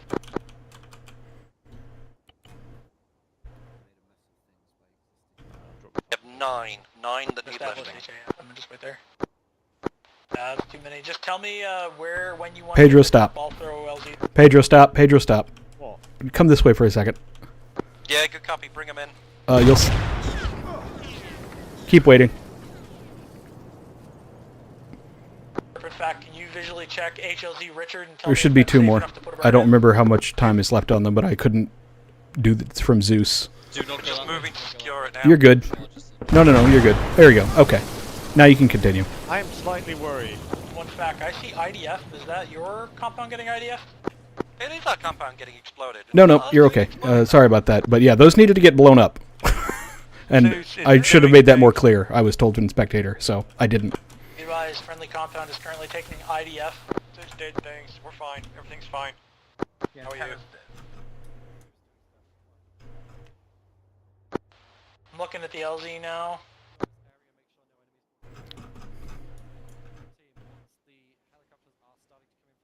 LZ looks good. When they're ready, I'll have them call us in. Copy. IDF, what did you mean by that? Indirect fire? Yeah, indirect fire. Yep, already. Serpent fact, aircraft are ready for pickup. Let me know when you want it in. Alrighty, aircraft, bring him in, bring him in, Not bring him in. going up against the Israeli defense forces, gotcha. Alright. Net call, Phantom and Raven flight. Advise I'm ready for HLZ brief. Phantom, you can take it because you're the lead. Raven Does listening. Fact. It's going to be HLZ Richard is going to be at grid 035276, southwest side of the friendly compound we've been striking near. It is going to be surrounded by buildings and trees. Those are the hazards. We're going to be picking up 9 by friendly packs. Break up. We will be in from the north and out southwest. In from the northwest, out southwest is correction. Give me a read back from that toast. 1 copies. In from Ready, north. aircraft. Disregard, break off. We have killed the BTR. Affirm, understood. Copy BTR. Alright, Phantom and Raven flight, you're clear in. You're released to your I just LZ. want them to, I just want them to be like... I can't keep sending things at them because they'll never leave. Is the HCI the one they're supposed to capture with the thing, or? HVI is the guy... There should be a capture HVI mark if you look on your map. Yeah. Evacuate the informant. That's a different one. Oh. That's the second objective that you did pick up, and the third objective is elsewhere. Okay. Yeah, I see it. I was just making sure that that guy was either civilian, Red 4, or Indy. Yeah, no, the informant's Blue 4, so you don't need to worry about him doing weird Okay. stuff.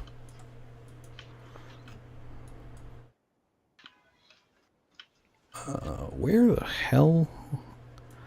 I'm trying. How can I get them to do this, though? Do what? Did I? Players or? No, not well. Kind of, but no.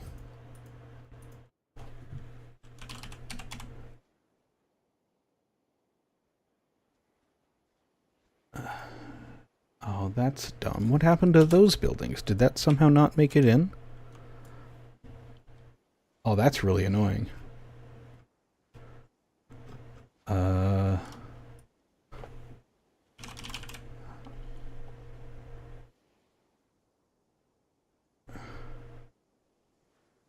Okay, I can make this work, I think.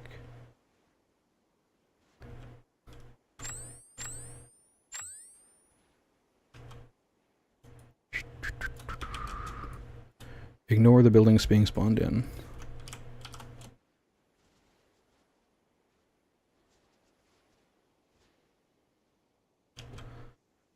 assuming you're seeing this at all.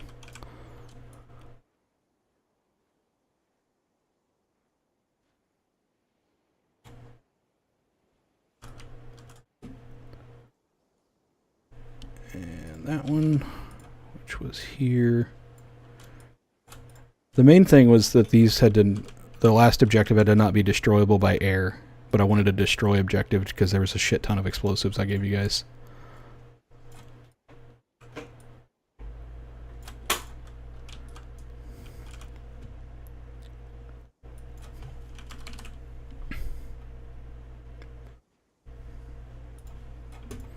That's not anywhere near big enough. Oh, they're probably gonna do a helo casting. Yeah, I saw that.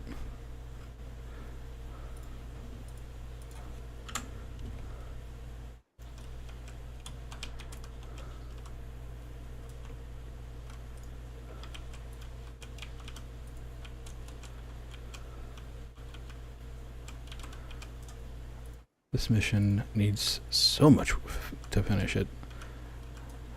Just polish like crazy. Doesn't seem like it's unfun though for you guys. Yeah, you guys are an hour in after save start and you're just now getting to the capture HPI. Do I have another one of those? Yeah, I can just send one from up here.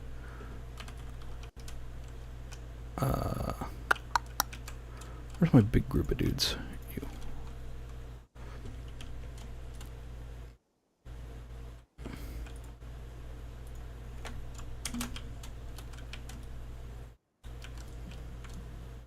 I put you there.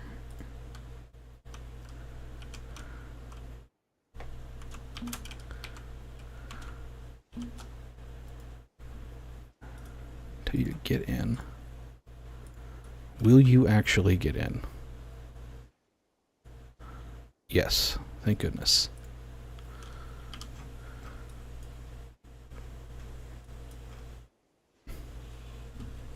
Can I place a helipad?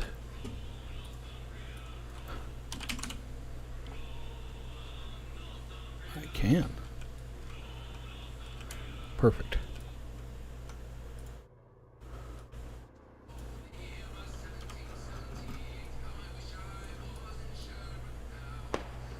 They've changed Zeus a lot since I was last doing a mission. There's some nice stuff in here now. A lot of the stuff used to just be straight up impossible, if not a huge pain.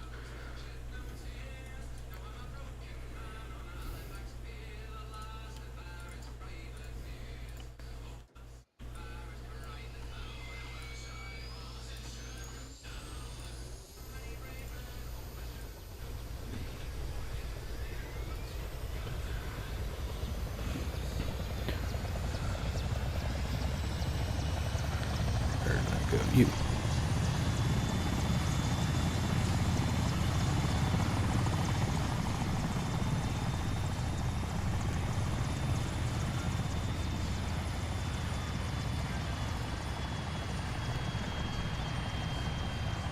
I really hope this doesn't have them just jump out like fucking paratroopers, even though they're not. That would be stupid. Be very funny, though.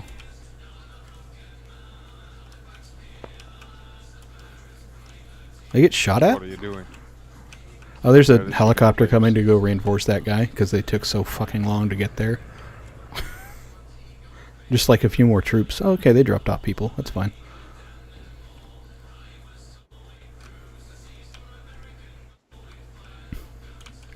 Oh, I should make sure this guy actually spawned in right. No gun, tinfoil hat. Yep, that's right. Okay. I felt the tinfoil hat was appropriate for a communications guy that was paranoid about wireless signals.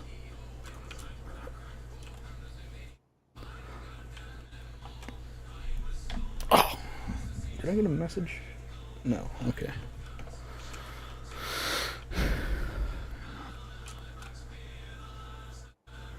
I probably have BTR from a nearby base come over and say hello. Oh, did you just... Okay, well...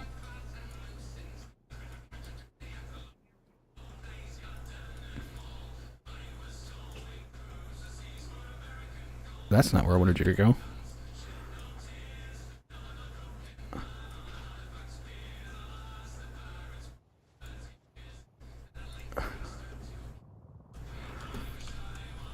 What is with these fucking dumbass vehicles just driving into trees? I swear to God.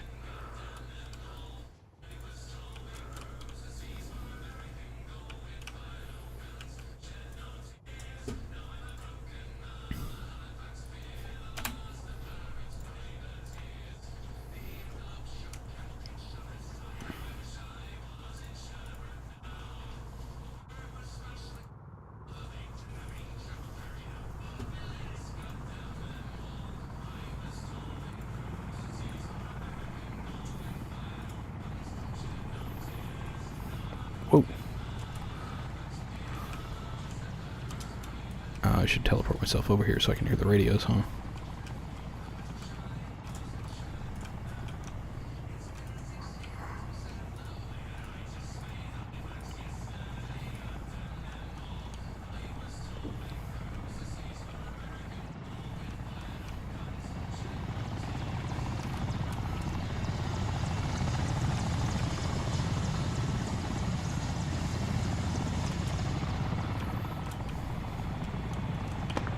Serpent fact. Send it. I've eyes on 1 by MI8 and a squad of infantry that got dropped off northeast of the target compound. Copy that. They're outside the compound, you are free to fire.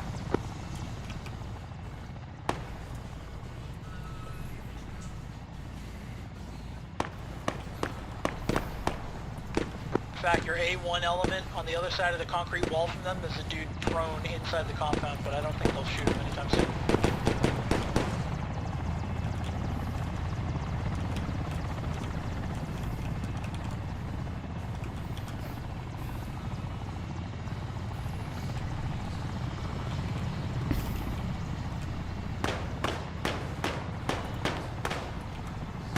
Serpent's back, I got a patrol. Copy that. Back, if you can deal with that, that'd be great. Gonna be a few minutes before we have the armed bird back on station. Copy that. Odin might be the next. Or Viking. Viking's got tagged.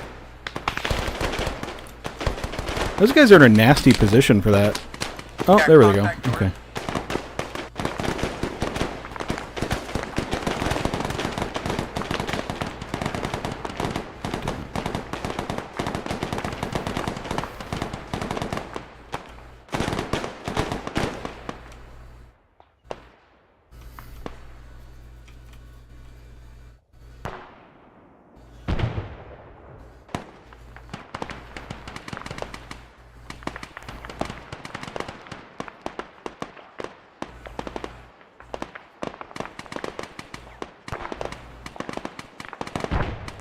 Be advised, Phantom 1 just took some sort of heavy gun from somewhere northeast. I can't find it.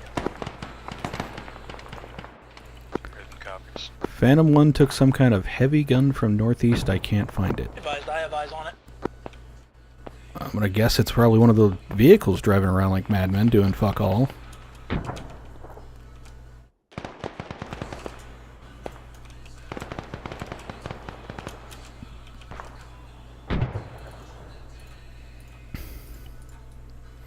Haul ass. Alright.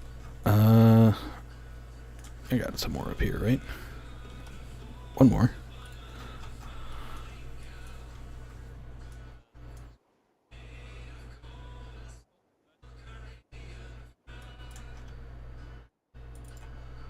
Raven, one's back. Let me know when you're in and on station at HA Steven.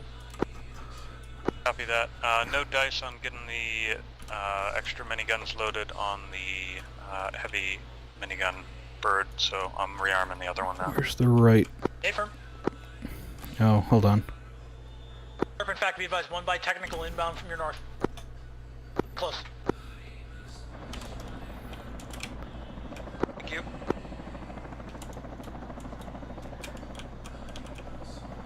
Hawkwing, I didn't hear a ping. You want me to rearm the other one? is for SA. There is another technical about 2.5 kilometers your north. Copy that. Are you gonna have Bird on station to deal with that? If he gets on station in time, I will. I'll tell you if he's getting close. Roger.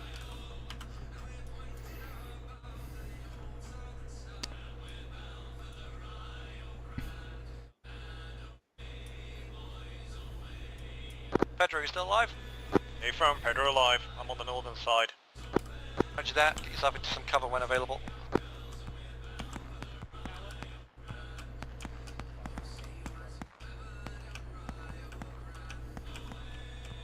Hey firm, I'm in cover. Watching out for the northern entrance.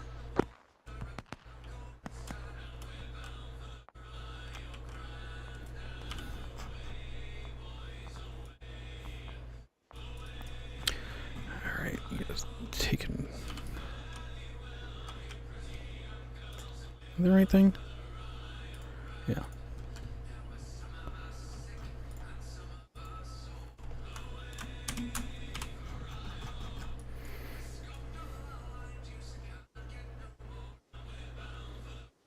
Where was the base I was using for that? Down here.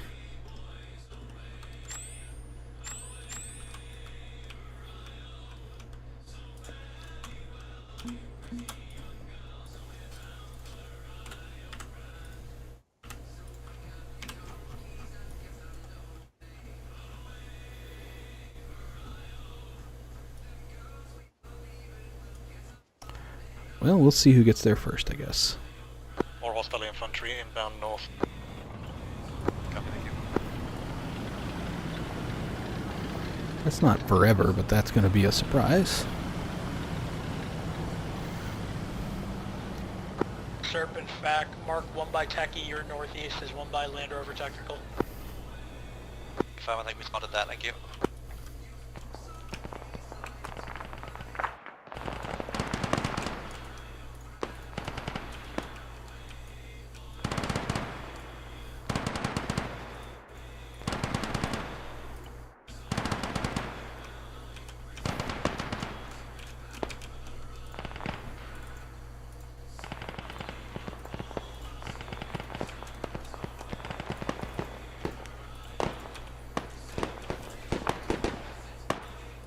Technical's moving back north. It's probably going to go west and come towards you. Yeah, if we have the armed bird yet on station? Not yet.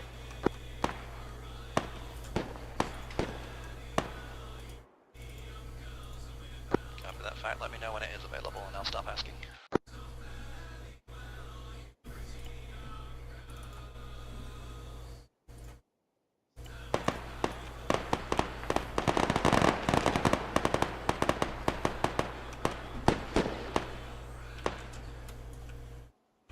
In fact, that technical is at the T intersection, you're north, turning towards you now. Copy.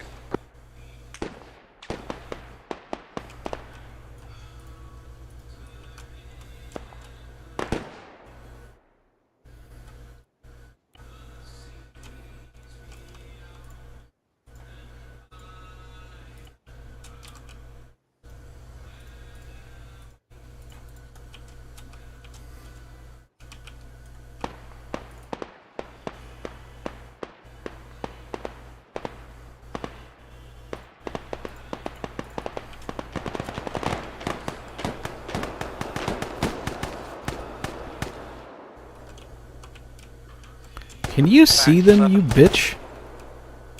Then, Do you think you could get an LZ inside the compound?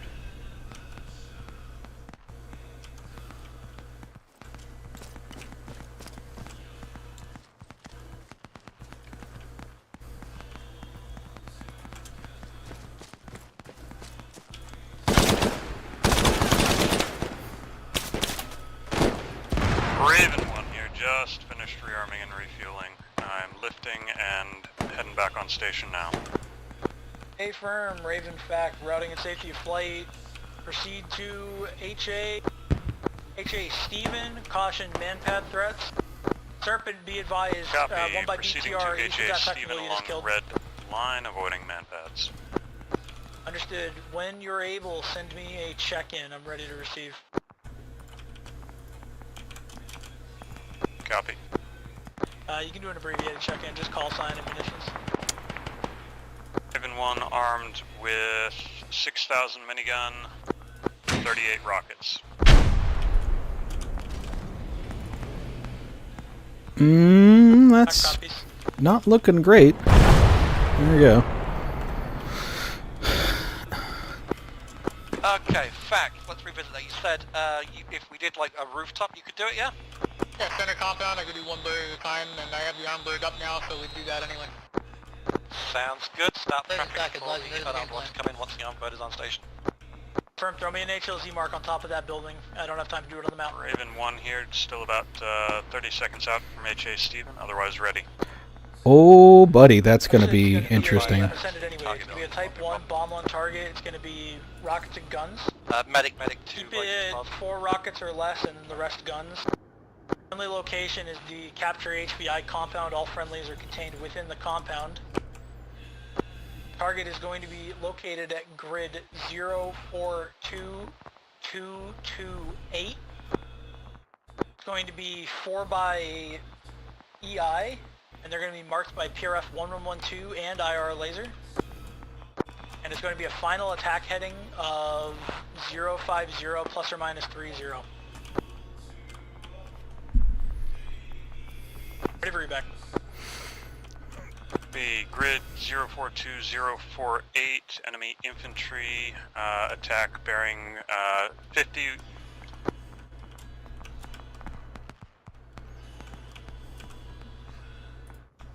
Friendly forces are inside the capture HPI marker. Anything else? Close, yeah, the grid is 042228, marked by 4 times EI north of the friendly compound. Copy at the intersection. Yep. Yeah, that's a good readback. Push immediate, call in with heading. You'll have clearance on final. Copy inbound from the southwest, so heading northeast. Stay firm, continue for now. Targets have moved about 20 meters south into the forest on the south side of the road. You're cleared hot. Copy, I have some rough traces. It looks like they're firing. Rocket on that.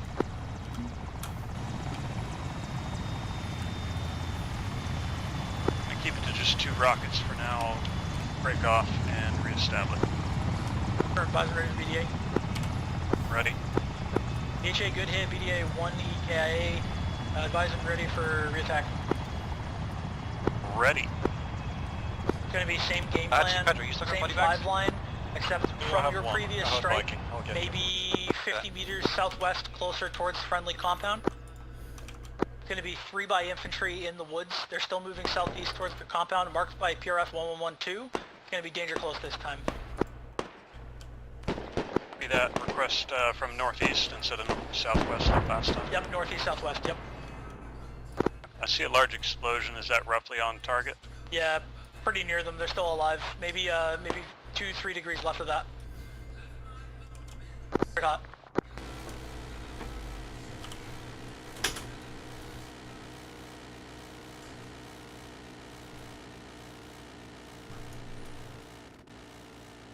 What? Raven 1 FAC, advising ready for BDA. Ready. HA good hit, BDA 1 times EKIA, commander's intent met. Reestablish HA Steven and wait for the tasking. Copy, establishing HA Steven. Oh, they haven't noticed this yet. That's going to be a So have you guys noticed it? Because they haven't. What is what? Well, if you look just to their east.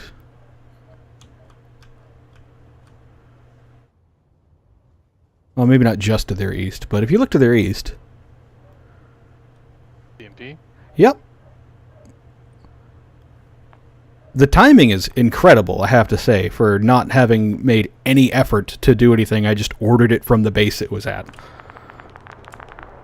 Yeah, that's generally how my suiting goes as well. Order in an element, forget about it, and then be surprised when it shows up. I'm not surprised it's showing up. I'm surprised the timing is right as they're coming in to land. Well, where do you see the BMP?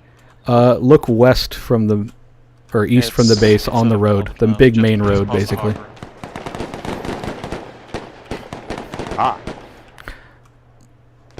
I'm like that came from the the southern base on the island itself, so like it's been driving a while. And Hawkwing are hovering. Raven, you just keep eyes north of the compound. Let me know of anything threatening I need to wave off for. Armored vehicle reported northeast. Yeah, I'd call that an armored vehicle. Go up there. BMP2 northeast of compound. No eyes. Two times hip, two times hip, two times hips inbound as well. High northeast. Raven, keep my hip infirmary. Copy, eyes. Am I cleared on that? Yeah. So for air targets, JTAC is not involved in air targets. It's called self-defense. You're full clear. Yeah, copy. They were far enough away that it wasn't necessarily self-defense for it. Copy. It always is. You piece of shit. There's technically...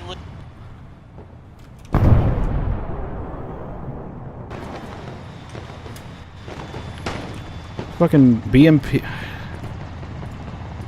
Fucking BMP drove just directly into. Alright, go here. Tree.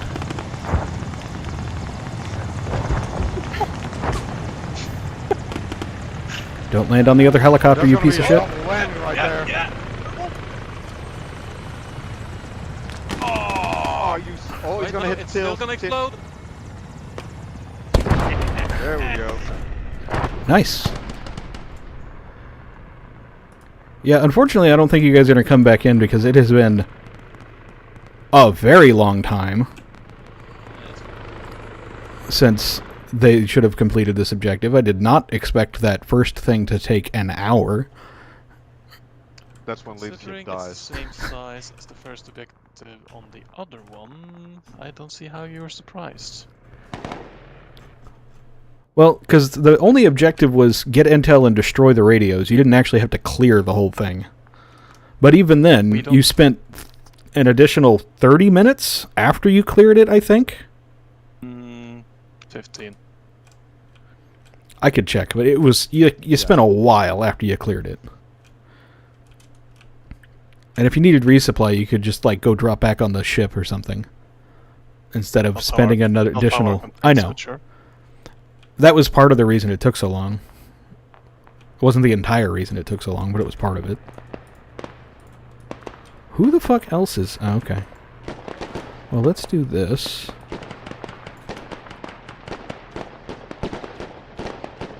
Oh, that's gonna be a tail strike. Yep, there we go.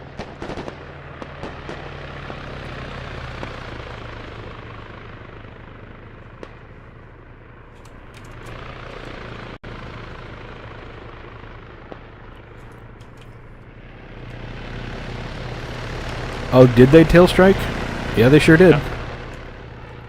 Alright, well that wasn't Arma that time. Nope. They should still be able to get the guy back to the boat. I don't know, like, they can still take off. It's just can they take off before they get the rest of the building? He's gonna do it. He should be fine. And the, oh, I don't know if I told you guys. Well, I'll tell them when they're back on the boat. Should be able to load everyone though. No, they're doing it in two chocks. Unless there's been people that died that I wasn't paying attention to.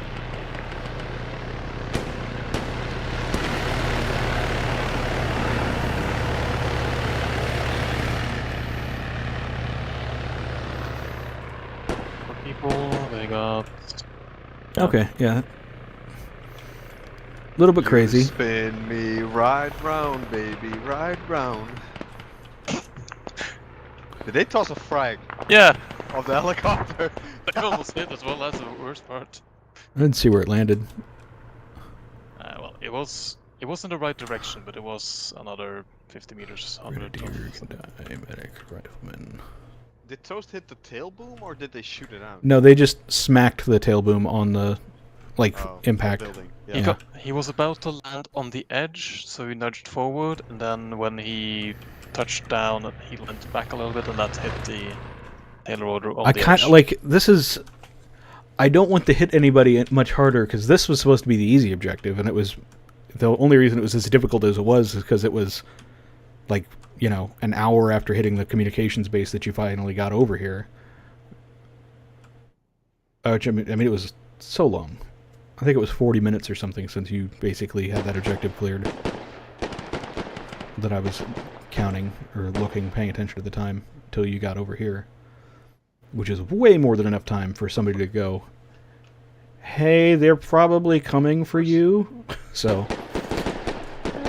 I mean, I'm not going to say that you're wrong, it's just, you know, if the objective is to search for intel, we don't know where the intel is. I so mean, the entire yes, thing that's hasn't been true. Cleared, so. That's true to some We extent. probably could have just gone. We could have gone just for the radar thing, blown it up, and go, yeah, we're good. But then we wouldn't know what the HVI is. Yeah, I know. And part of that was just some of the issues that was going on with it. I don't think there were any. I mean, I had some issues getting dudes up the hill, but that's not players. I can delete these things too. Get out of here. Oh no, not it. Alright, sure, just fall through the map. By the way, good save the helicopter you spawned right next to our building at the first objective. Oh. Yeah, I copied it from the boat, and it spawned with the elevation from the seafloor instead of from the boat surface. And I didn't realize it was going to do that, so I just went, oh no, and then snagged it and threw it on the ground. You know what happened there, Cypher? Hmm? Did you know what happened there when Toast got flung up in the air? I assume he touched a box or something, but I don't actually know. He got flung up in the air. He got because somebody touched him with the dead body. Yeah. It was definitely Arma. And he landed just now? No. Before that, in the compound when he wanted to pick up me when he and flipped, Hazardous. right. Yeah, when he flipped. Yeah. Somebody was dragging a dead body with the thing where we usually do. What's that game called again? Can you guys please move this way?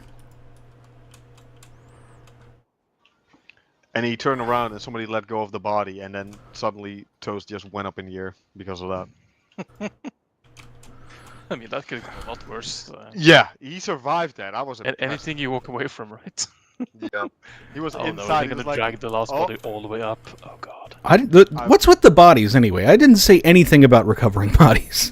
Literally nothing. We're Marthok, man. We're special. I mean, I get it, but like the whole point of this like campaign. It should always be a thing in Arkham, and we never do it. So, well, my point is just the whole point of this campaign is you're recovering this area from separatists, so like you're gonna get the bodies back at some point. Like you don't need to do it during the mission right now.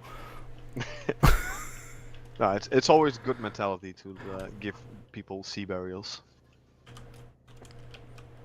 Why did it teleport my camera there? No idea. Okay.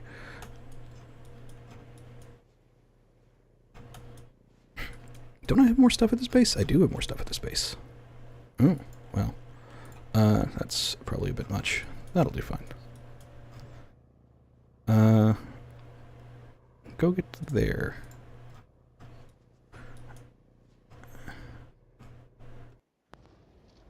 And then you.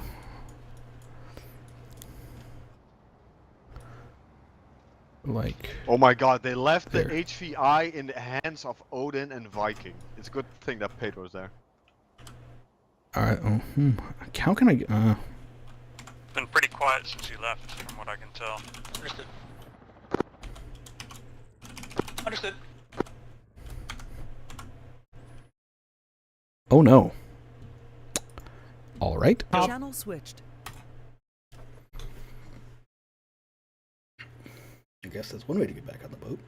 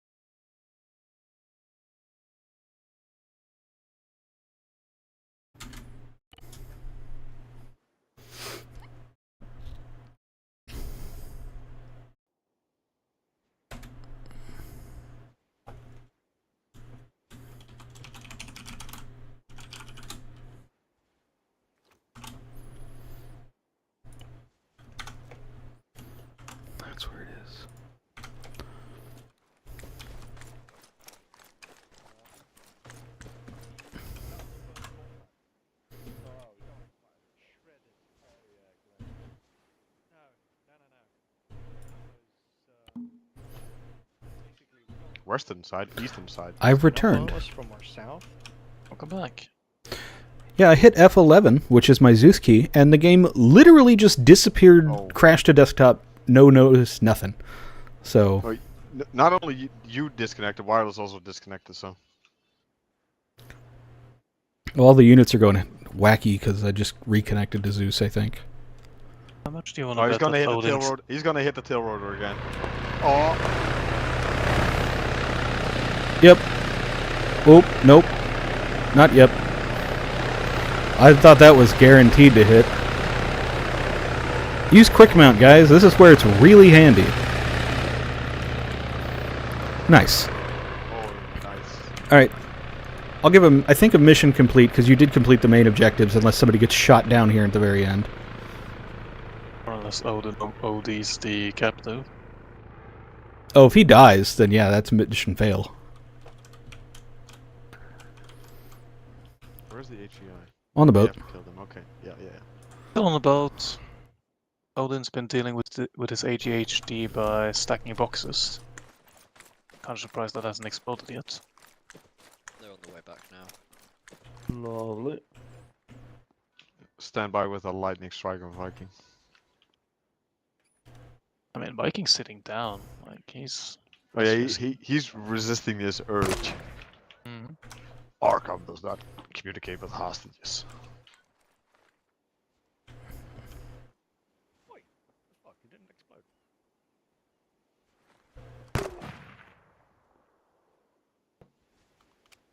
Oh.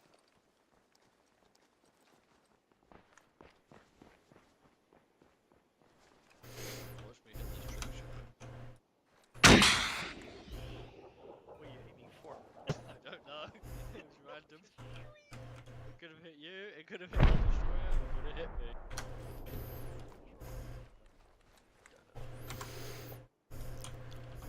Interestingly, he does have a minor head wound, because I think somebody shot him with a 40 GL.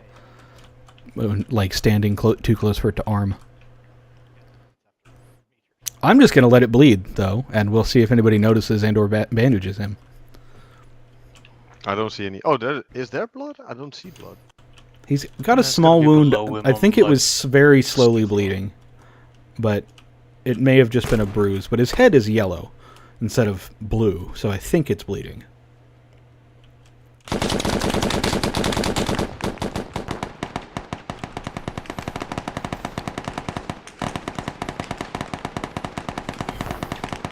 They're nearly back. Wonder, can I... Yeah, just go over there. Oh, no, go over there. That's not what I want. Don't I have one of the other ones somewhere with people in it?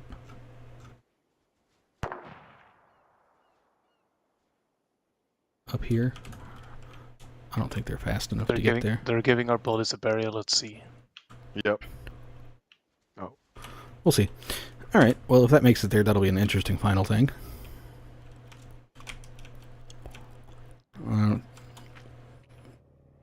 Oh, there goes Viking. I got a message from somebody.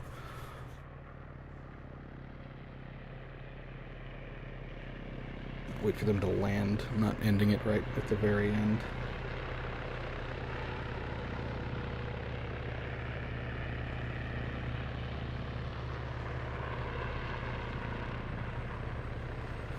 Just waiting for one to throw a grenade by accident.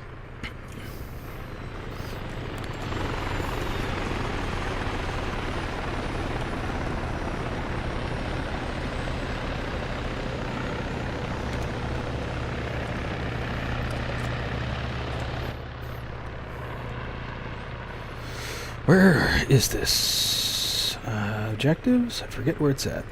Scenario flow, that's right. And dink.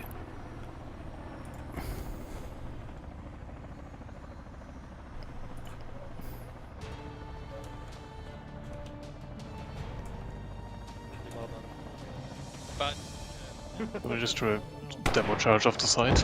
I knew it was. I didn't see if that guy died at the end. Channel switched. That was insane. It was pretty good. I like that. It was a good mission. Thank you, Ramen. Yeah, it was good. Hawkwing, how many 5 lines do you think I gave you that mission? Hello. Well, I had 34 kills at the end there. So I'm gonna say it's a bit on me because I should have made a task or something. You missed an entire intel objective that you just didn't pick up at all, and then Was that the informant one to the north? no, you picked that one up. You just didn't do it. Yeah. But the It wasn't part of the timing, objectives. huh? It wasn't part of our objectives. It was, but sure. It wasn't listed. That's why I said it's probably on me. So you missed that, didn't do that objective, but that's kind of the thing. I'm like, whatever. You did miss an intel objective completely to go destroy an ammo dump. Oh. Really? Yes. We're just not doing SSE. It was. Did we miss the bit of intel that told us about it? If by that you mean you did not pick up the intel item that would put it on the map as destroy ammunition dump, yes. Ah. Where was that? Well, one of those Quonset hut things that had the other intel item in it that gave you the HVI's location, the opposite wall on the table is where it was sitting. And wow. You did the thing that I expected players would do, kind of, which is why part of the reason I did that, because I thought it would be funny, is that you went in and you went, ooh, intel, grabbed it and went, there must not be any more intel in here, no need to search, and walked out. Oh, well, so that's on you then. Fine. Fair enough. That's why I said that one's kind of on me, but also you did miss it. I'll take that, yeah. It's fine. We're not used to finding intel in multiple bits of intel in the same place. Yeah. So about that folding chair, Pedro. Also, there was some, somebody's getting court-martialed, probably. Ooh, why? Well, somebody was using the HVI as target practice for a 40 mic, just within arming distance. Oh my god. I would like to point out, that's crazy. I was not the man with the 40 mic. That was Pedro.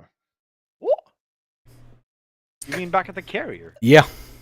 He had a medium or a small avulsion on his head, which wasn't bleeding, thankfully, because if he was just going to bleed out, I was going to let him. Yeah, that was not me. The only 40 mics I fired were off the ship into the water. He could have gotten. He could have gotten hurt on the landing. I didn't get that. Why would Did he everyone hit- assume it's Yeah, fucking that was me? Noel. Yeah. Did he hit his head on the landing? Can hear it in his voice. He might have. The landing was a little bit rough, but I mean, I don't know. I don't think so. So, Viking and Odin dragged him about and shot pistols in his vicinity, though. So, apart from the obvious need for a fair bit of polish, was the mission actually fun? Oh, hell yeah. Yeah, a lot of fun. I mean, Okay. It was up boring. until the point I lost Noel, I kind of like... So you had fun for the first 45 seconds then. Yeah. Yeah, we I had see a how it normal is, Pedro. conversation, and we get a call. There's dudes walking in the forest. It's like, Pedro, I think they're to our right. And I see a guy, and I was like, fuck. And he goes prone, shoots me. I shoot him, and I look left, and it's like, oh, that's Pedro. And then I hear a grenade pin go off, and that's not Pedro. Oh, I gotta run. Yeah. See you guys around. I gotta say, hit it. so the patrol of 2 dudes Yeah, that took shit, out I Noel mean, it does. was completely already set up. I didn't do anything with it. It just killed Noel. Yeah, and it was so fucking weird, because I heard the call out that they were north. They were north So I when the was- call out came. Yeah, I was hard focusing north, and then Noel, who was south of me, got shot from someone south-ish. I was so fucking confused. Noel got shot from, I think that would be behind you and to the right. That guy shot. And then the guy on the other side behind you and to the left shot Noel. Dropped a grenade at his own feet and ran off, I think? Because I'm pretty sure he got caught in the same grenade blast. I really don't know what happened. All I can say is I got told contact south. I turned around and saw a grenade go off and saw Noel's body collapse. The That poor AI just timing. was like, he is leadership, he must die now. Yeah. It's a shame that they didn't have lights on their guns, because it was fucking pitch dark when Yeah, we went I in. think I had it turned on and they got turned off. I turned them on again later. I think you'll notice. Yeah, I know. I informed you that they good should have one, probably lads. had lights on. Later, Weasel. See you, Weasel. Alrighty. Anyway, good shit, Sequesh, on leading up the rest of the mission and keeping Thank you. to the Yeah, good work command Hades structure gone, that I but gave up. Good job on Heyday did all the such a air good job. stuff. That was some good work there. Oh yeah, you guys in air did such a good job on that, so I was just able to focus on the infantry bit I needed to focus on. Airborne FAC was yes. so cool because I was Airborne just FAC is watching the usually monitor. great. I was just watching the monitor, like Heyday just calling shit out. Like we could see everything. We were fucking like 2 kilometers up. You missed a fair bit that was like the BMP drove, I think, almost right underneath you at one point, and you completely missed it. And I know that it was right underneath you, but I mean, it had all the time to drive to you, and you didn't see it until afterward. Thanks for the ups, guys. I'm gonna bounce. There was also a couple of helos that were floating around that you guys didn't see for a long time. Yeah, we didn't see those. I'm gonna have to ditch as well. Sorry, ships. Have a good one. Alrighty. I won't hold you guys any longer. I know we were supposed to have town hall, but we don't really have much. So I'll just leave it to you guys. If you guys have anything that you'd like us to talk about, maybe cover next week, put it in suggestions, ping admins or staff, and we can bring it up. That said, I will leave you guys to your weekend and make more missions. Indeed. Yep. Cheers, toast. GG's. That was a See you, lot of boys. fun. Have fun. Yeah, Hey, that was a good see you guys later. Have There's- fun. Have a good weekend. ARs and AR discussion shouting in the shouting room. Have a good one, guys. Channel switched. I'm pleased with how your script worked, although I would like to edit some things to make it like only work in a certain area and stuff. I'm already working on revamping it. Yeah, and then like certain some of things. the restrictions on it, I'd like to get rid of. The restrictions? What do you mean? Like the AI that like if they shoot too much, I'd rather just like have it not work if they're armed, for the most part, or have an option to not make it work if they're armed. I didn't look Then at make it them- at all. no, I just them- threw it in there and was like, "All right, it works. I'm not touching it." You need to reduce the shots from 20 to 1, and you can reduce the distance that the player can call out to 6 meters or something. That's a viable solution. I knew I could have like gone through it and done something about it, but I was like, I'm not gonna do anything about it. After one shot, they won't surrender anymore. They'll just give a voice call out like, "I will not surrender." But Arcom finally captured a dude pretty effectively without deleting him outright. Barely captured him. He was alone in a room with no gun. He was in the hands of 2 wolves in the end. That's true. Odin he's and Viking. probably pretty banged up. We didn't do anything to him. You were threatening him with pistols. I saw that. Yeah, we were threatening him. Doesn't mean we did anything. So the first one is Thunder Run. Do we have any notes for it? We apparently played the wrong version, so I'm not sure it makes any difference. I need to change the northern barricades because you guys managed to find a way through them. But yeah. Okay. Was that the one where I drove? That's probably the one where I drove on the right side from. Oh, we just drove around Yeah. it on the right. Yeah. Yeah. Yeah, that one had a gap in it. I need to change that. But to be honest, it worked well enough. A lot of the northern stuff was kind of on the fly, but it worked well enough with the tank stuff. So yeah, it works. I mean, that's how I'm. Like mine, I know there's like 1,000 notes. I don't need any because I'm gonna change so much that they're gonna not apply for the most part. So I don't know what notes there would be for the second one, but I'll listen. Let me pull up the tab. I don't need them because there's so much that I'm gonna have to. Like I'm already aware of needing to polish and change a bunch. So if it's not, unless it's something I don't know about or won't change, then I'm just gonna. There's no reason to put it in a note, basically. Yeah, starting with Cope 1. Do we know how many players there were? Cope 1, there were 15-ish or something. Was 5 in A1, I think 5 in A2. I just went back on the stream. 16 total. I was gonna say 5, 5, 3, and 3 because I think we must have had a Jip or something, or A2 had one more dude. Because Mike was 3, and then Command Medic would be 15. Oh, and Zeus. Okay, so yeah, Zeus. If you include Zeus, it was 16. Otherwise, 15 players in the mission.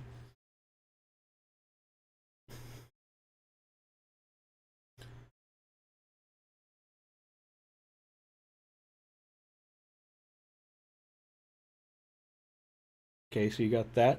Did you have any other questions? No, I'm just putting everybody in where they're supposed to be. Okay.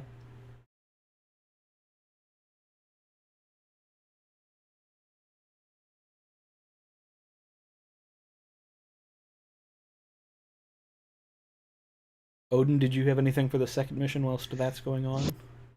I'm trying to think.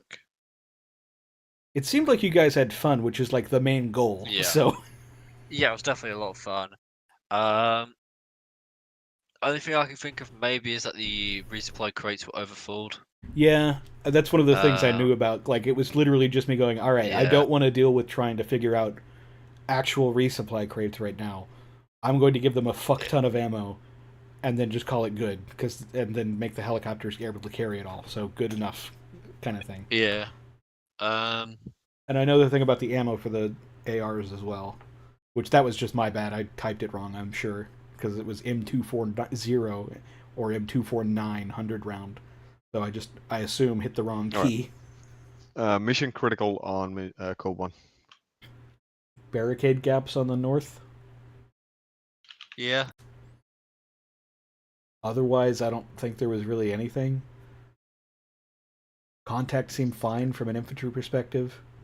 I didn't sit and notice any like weird issues. Was the big tank push too much, do you reckon, or? I mean, we lived, so Yeah. Yeah. I think that's one of the big ones. As long as we survive and don't take massive I casualties, think that would have something like that, probably it would be gone fine. horrible or horribly bad if we hadn't had a mic at that point. So, like, if that was infantry versus 7 armored vehicles or whatever that was, I think we would have probably all died. But with a mic, it was fine. So, Zeus can just reduce it if we get to that point and don't have a mic, so that's not really a note. Or he can leave it as is and we can just get fucked. Yeah, one of the things that was a suggestion is consider adding more mics, but that would have left with 15 people. We would have not had, we would have probably had one infantry squad, and the last time we played it was 19 people. Probably the way to do it, if you're wanting to add more mics, would be to do it as Bradley squads, like actual mechanized infantry. But the problem is you don't have the other vehicles with all of the other guns and stuff, so it's one of those where it's just like, get in the Bradley, don't do anything, stare at the wall, all right. That suggestion was there because the last 3 times or whatever we did this, it always ended up with the same thing of they get bogged down, they reach the mortar pit area, or shortly afterwards, and they abandon all the Humvees, either because they've got enough people that they can all load up into the mics, or the Humvees have been disabled. And that's kind of why that suggestion ended up there, because people went, if it'd just be easier if everyone was in a mic in the first place, which I kind of fundamentally disagree on. I mean, I agree, but also I disagree from the perspective that it's it's not going to be as fun for the infantry is the thing. No. So, but I do think I would have preferred, if this isn't a you thing, but I would have preferred if we had taken like the AAVs or whatever those were, the LA whatever the other vehicles for once. Yeah, but if we take those, I think they have more ammo is the one of the main things. Yeah, but if they get hit in the wheels, it takes too long to repair or fix them up, and they're soft skinned, so one RPG just takes them out instantly. I mean, so do the Humvees. Yeah, but if you have enemy infantry with GPs, and every time one of the AEVs gets hit and loses all its wheels, it's going to be a pain to just keep on pushing. I suppose that's fair. It would be nice. Oh, I do actually have one. Increase tracks and cargo for the mic. Suggestion is add more cargo space to Bradley. I've already added that. That has already been done in the. But that's a in the version updated issue. version. Okay, yeah. But because we were playing the old version, it didn't have that change. Got you. Okay. We really need to have the admins go through because I don't think anybody else can delete missions off the server. Yeah. And just delete all of the old missions. Pedro can probably do it. That would just so we can we're gonna play these two. Okay, so we'll upload go deploy those because that was the main reason I didn't I selected that mission because that was the only mission of that. Yeah. There wasn't another version of it, and I assumed somebody deployed them the day prior, like we normally do. But that's I'm potentially on thinking, me. But I can't think of anything as a suggestion for your mission at now, Odin. I think the only other thing we discussed previously was maybe adding a couple more side objectives, but Oh yeah, maybe add the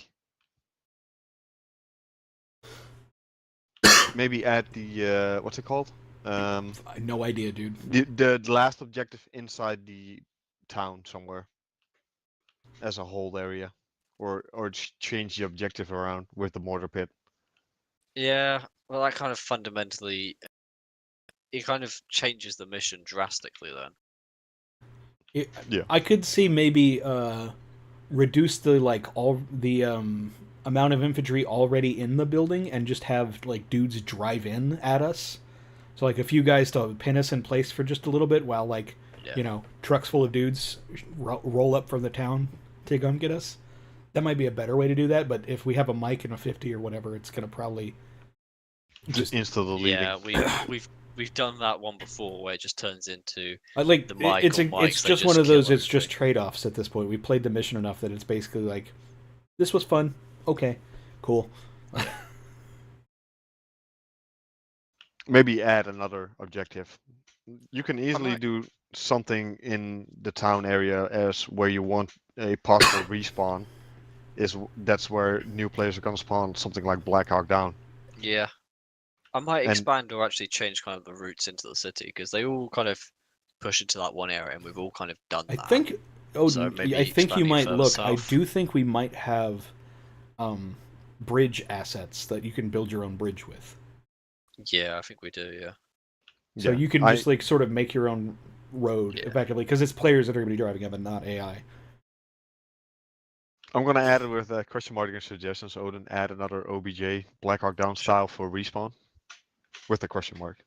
And also change routes entering town. Oh yeah, I think we've always taken the top route. Well, no. I mean, like, add more routes to enter town. Oh.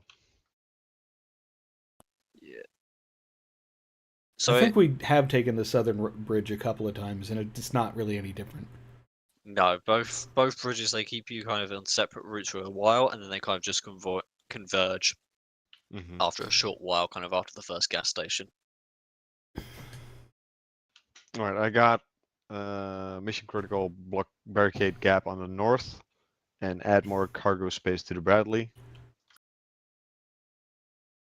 You can get rid of the Bradley when he said he fixed that in the version change. Yeah, got rid of it. And suggestions is add another OBJ Black Hawk Down style for respawn and add more routes into town, question marks. Going once? Yeah, I think going we're good. twice. Just send it. There's 3 of us, dude.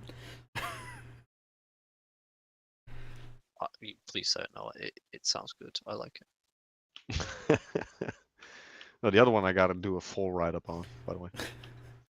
Fucking 8 paragraphs, and I'm just going like, yeah, you can delete that. That's fixed. Yeah, you can delete that too. Yep, I already know.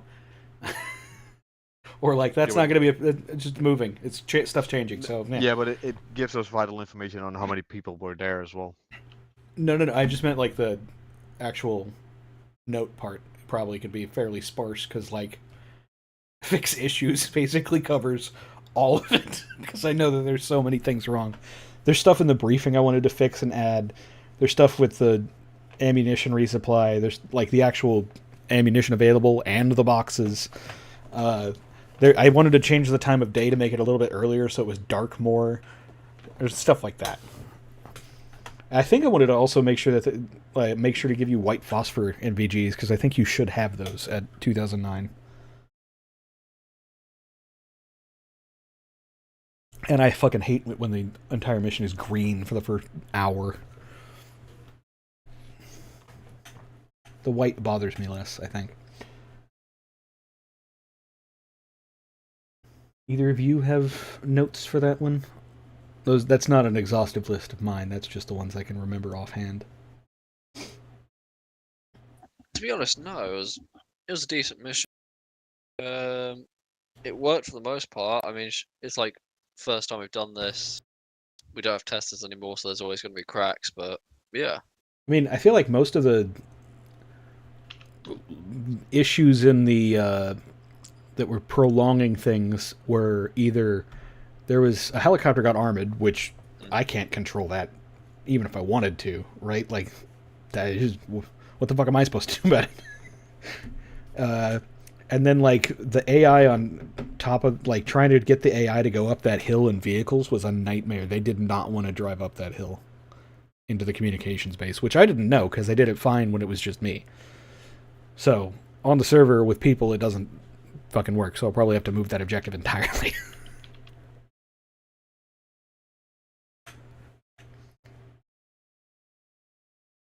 And then there was a thing about making sure to get... I create tasks for the intel items so that people are notified that there's a new objective shows up. Clarify what the objectives actually are. I'm not sure I like adding how many intel items there are, because, like... but, like...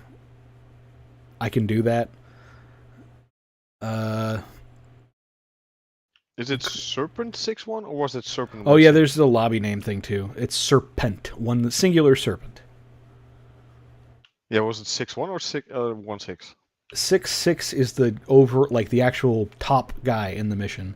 6-1 is the squad lead for Serpent 1, or like the next rank down.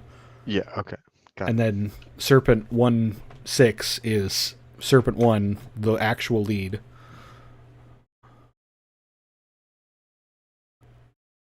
Those were more like actual call signs they're supposed to be. There's also the thing with, like, it probably should be squads instead of fire teams, because that's how Marine Raiders are actually structured, but I was not going to fiddle with changing that at, like, 4 a.m.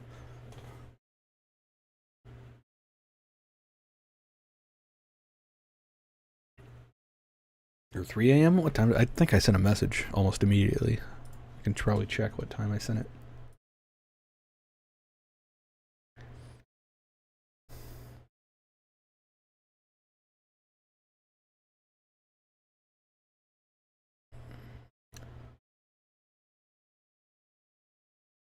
Oh, wow, no, I was 8:43 a.m., so that was a lot later than I thought it was. Oh, no, wait, that's not right. Because that's when I told him to swap it, not when the actual... 3:38, yeah, okay.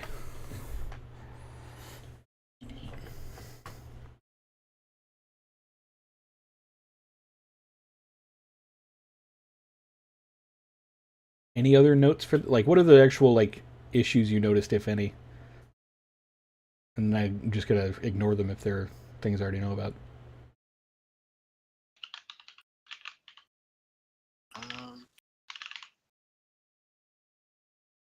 There were actual mission things and not, like... AI don't have lights on.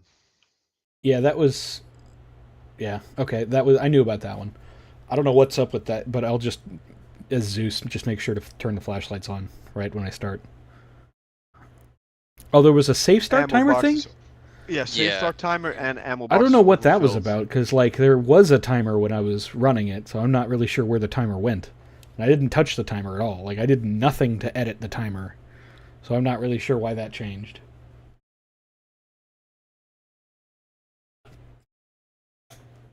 You probably maybe lowered it down to when you were in testing, maybe. I didn't touch it in testing. I just left it because I just grab admin and turn it off. AI don't have flashlights, ammo boxes overfilled, safe start timer, question mark. Wrong ammo type and ammo boxes. Lobby mission description briefing for... Oh, that's right. slotting. Which, yeah, okay. I know which one that is. That's the one in multiplayer, I think. No, that's the lobby description, not the mission description. In the... Okay. Yeah, there's a mission description missing for something.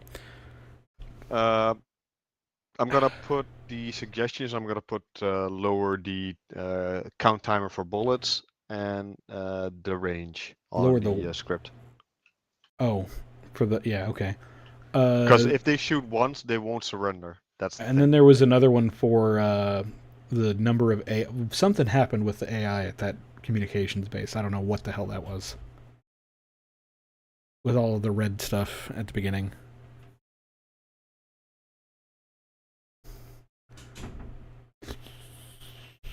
I think Anything that else? might be a side-related thing, maybe. I don't think it's a side-related thing. I think it's probably just the number of AI I was trying to spawn there.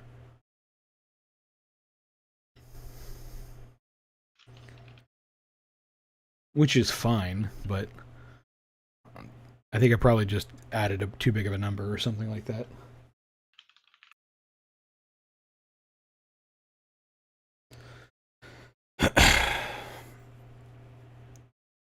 Did you notice any issues with terrain objects in buildings or anything like that, by the way? I saw one guy going through a door, but that's No, that's not what I'm at. I mean, it. like, did you notice anything with, like, trees or buildings clipped into other buildings? Nope. Okay, good. Because I had 2 hide terrain modules in that mission, hiding, like, 4 things. That is something Viking did say that there were some issues with high terrain in one of the buildings. Okay. It But was if I think... was it in the like the first objective? Yeah, first objective. Okay, that's probably going to move, so I'm going to ignore that. Right. The whole objective is probably going to move, because I don't want to struggle to get AI up there to fight you people. Possibly, there's so many bases, like military bases, I can use for that, though. Oh, yeah. Yeah. So it's They're not pretty that big of a packed. deal, because I could just throw it in a different one. You And got then- any suggestions? That's probably mission critical with the intel. Yeah, I know about Not that being one. clear or not. Yeah, I need to go having, over the briefing again, and I need to make tasks for the intel items. Yeah.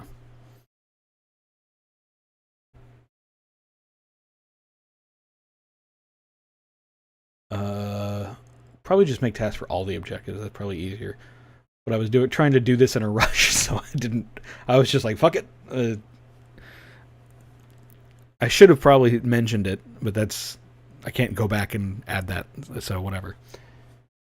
What you could probably do, Ramen, is add the NPC dialogue to that, because if you use hints, there's a chance that the hints won't fire. Yeah, I'm not. No, I'm not using hints. I would use the create task thing to just make a like to make a map mark and that kind of thing for it. So yeah, you could do that probably as well. I know I can. So it's not that big of a deal. I just didn't do it because I was in a rush to get it done.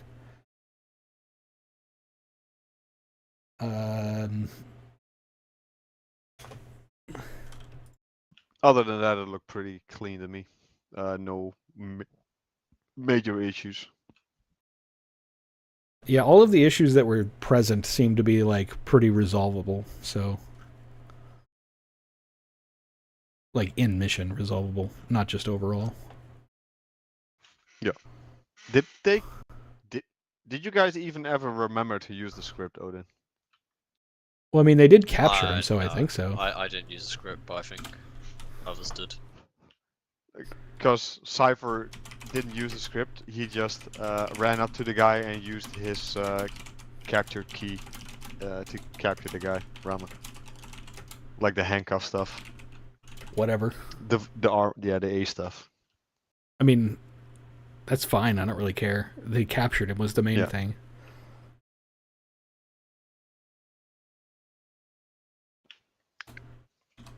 Anything else?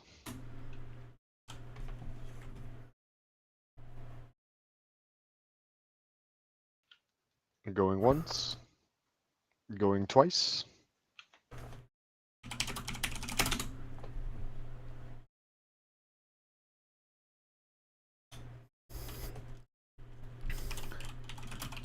Done.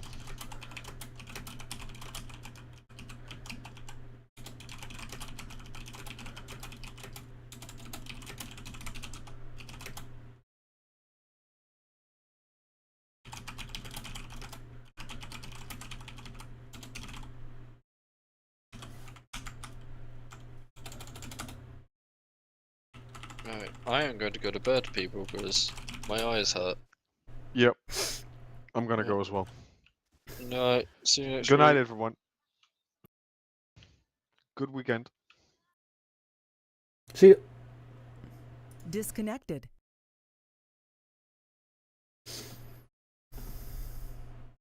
Very rarely does cheating in video games put professional careers on the line and the country's economy at stake. Unfortunately for South Korea's esports community, they were shown just how deep and complex corruption can spread, and the rest of the world not spoil the specifics.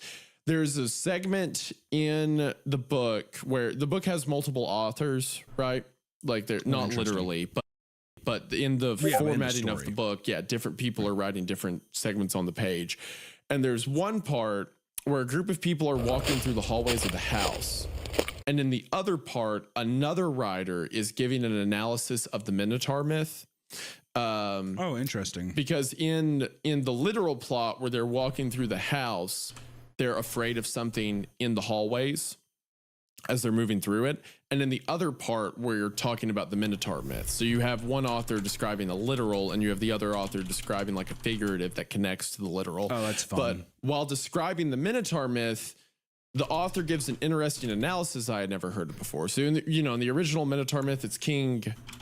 It's not Midas. It sounds like Midas, though, right? He has the child. Yeah. And the child is like half a monster, so he throws it into the maze, right? Mm-hmm.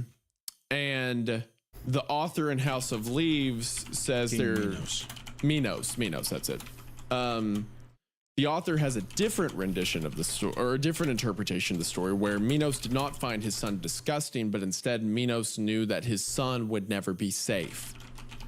So he built the labyrinth to protect his son, to keep people from wanting to find him and kill him. So in the original play, when it's Perseus who kills the Minotaur, right? I'm forgetting so many details. I think it's Perseus who kills the Minotaur. When Theseus. Okay, when Theseus kills the Minotaur, he stands before the king holding the Minotaur's head or whatever, and the king cries because the monster's been slain. But in the House of Leaves rendition, it theorizes that perhaps when the hero went forward and killed Minos's son, someone that only had to be killed because it was said the Minotaur was killing people that had ventured into the labyrinth. But in this version, the king sees the people who were going into the labyrinth as those who were going to kill his son, and his son was just defending himself. So when Theseus stands with the head of the Minotaur, the king cries, not out of joy for the hero, but out of a mourning for his son. Which is an interesting way to view that myth. So I was thinking about that, where you were talking about the labyrinth for the Harbinger experience, and we're putting a lot of weight on a creepypasta right now. But no, I mean, I just think that just shows also, like, to me, I was writing down so much shit. It might be a simple creepypasta story, but I was just like, man, my mind was going all over the place. You can use it's the starting point for a lot of different ideas that you can do and stuff like that. Yeah. So you could have Zimmerman be more nuanced in the beginning, and he brings people this experiment, and then not only the complex hallways, but the control room itself they think is their safe zone is revealed to be all part of like a maze that they're to figure out. As this is some kind of ritual to bring back the dead, like we talked about, or something like that. And similar to the idea of Minos loving the Minotaur, you could have the Zimmerman see this monster as something holy, not the stereotypical route of like, oh, my creation or whatever, but maybe he does believe it's a lost loved one or something. So you have him actively trying to destroy like our protagonist or group members' efforts to destroy the creatures that they're down there with and stuff like that. So he becomes a sort of antagonist, like from the top, but he thinks he's doing the right thing. But like I said, what the story actually is there's 3 people in a room and one of them becomes a scary thing that kills everyone. Right. That's like it. But, I guess just for this part, for people that are interested or whatever, these are the ways that you can start you can start your skeleton of your story like that, but then just go back and find fun ways. I do think that the idea of like, even the thing of like, Zimmerman's plan was this, but our protagonist didn't die when he was supposed to. That creates conflict in his plan. And then he had like that, you know what I mean? Like those kinds of things are the pivots of like, X was supposed to happen, but Y happened. and like that's like creates conflict, and that's like what diverts the thing, and the creature could get loose or anything like that. Like those kinds of things, I think, are the things that make stories fun, and that's just the conflict, whatever your conflicts are in your story. That isn't just scary monster is X and he kills people. Yeah. Like I think like the conflict is the things of like, what was the plan? How did it, you know, what is my plan? How did it go wrong? How do I try to solve that? And how does that create more and more conflicts with the kind of like foolish decisions that you're making, whatever. Those are usually the fun ways. I mean, you can do whatever you want as a storyteller, right? Oh, sure. There's no rules or anything like that. But I feel like if you and there was a different time on the internet. This author could have been younger. I'm obviously not saying to their discredit, but from my point of view, I have a bad story. I enjoyed it. If you're gonna get people's attention and you're gonna, you know, they're going to dedicate their time, and you now have the opportunity to do something with that time. I mean, why not make it, you know, multi-layered, fun, interesting stuff, something to chew on, you know, make it worth their while. Right. So, yeah, I'm always curious to see with some of these writers in these early stories, how much time did they take on it? Yeah. Was it something that you ever just like, you were like, I just took a couple days and was just like a little, you know, I was into it for a couple months, like creepypastas for a couple months, and I just decided to write this, and then I kind of stopped reading them. Was it just something you did in a day with your friend? Like, I'm curious how many of these is like, you're in a room with your buddy, and it's them like being like, oh, and then this happens. Like, I'm so curious to see that collaborative nature. I bet that was like a really fun, weird time of people just quickly putting out things and not thinking too much about it and just kind of shooting from the hip, which is kind of, there's something admirable and pretty wholesome about that. Yeah. Yeah. But what a great story. I mean, once again, we'll leave a link to the author I'm officially stuff. not embarrassed with my younger self. That was fine. No, so, you know, good on me. No, I had a lot of fun. I think like out of all the older stories that we read, I think that this was one of the better ones in my opinion. But no, this was a fun one. I think that we'll leave the link below again. Thank you again to audio listeners that decided to listen to us ramble.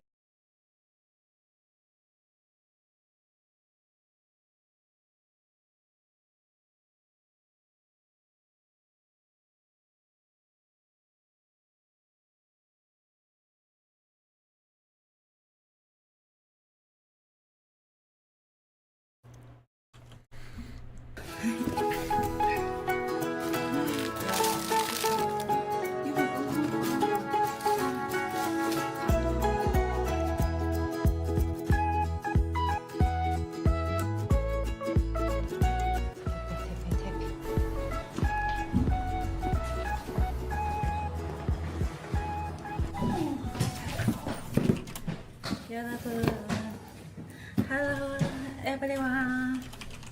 구독자님이 택배 보내주셔가지고 호텔에 도착하자마자 배고파서 지금 박스를 뜯고 있습니다. 이게 뭘까? 택배 보내주셔서 감사합니다. 아유. Damn. What, you liar.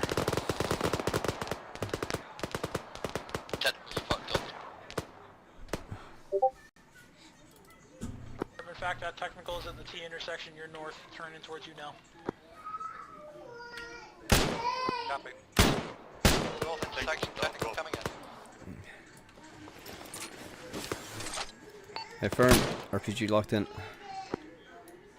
Got it. You have a shot, you are free to fire. 3-4-ish, behind some trees. I can't see it. It doesn't seem to be doing anything. No, it's stationary. I've shot at it. What's the distance?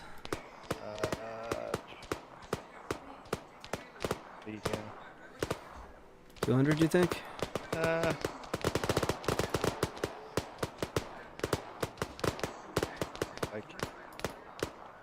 Yes, short 200. Alright. Can't see it, but I'll trust your sight. Hang on. Do you think you could get an elevator inside the complex? Fuck yeah, dude. No sailing, it's just mostly, you know, water and salt, yeah? Yeah. Yeah. You know what else is just mostly water and salt? Oh, we're escaping. Get away from me. Serpent, be advised. Did you just get hurt? That technical you just killed.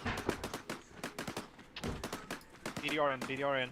I see him. Same distance? Should be. That road is I can't. gonna be approximate 200. Let me give you some space. I'm gonna be on your right. Yeah, I'm gonna try and hit him from here. That's a dirty hit.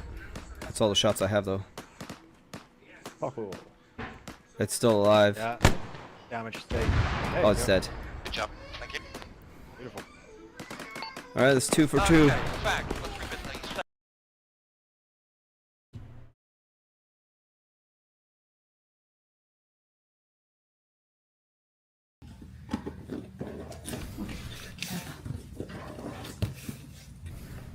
뭐지?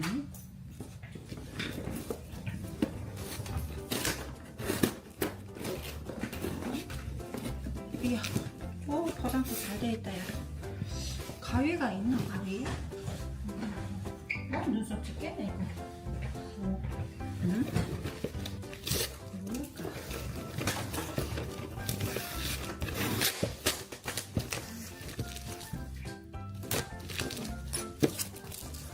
짜잔, 여러분. 뭘까요?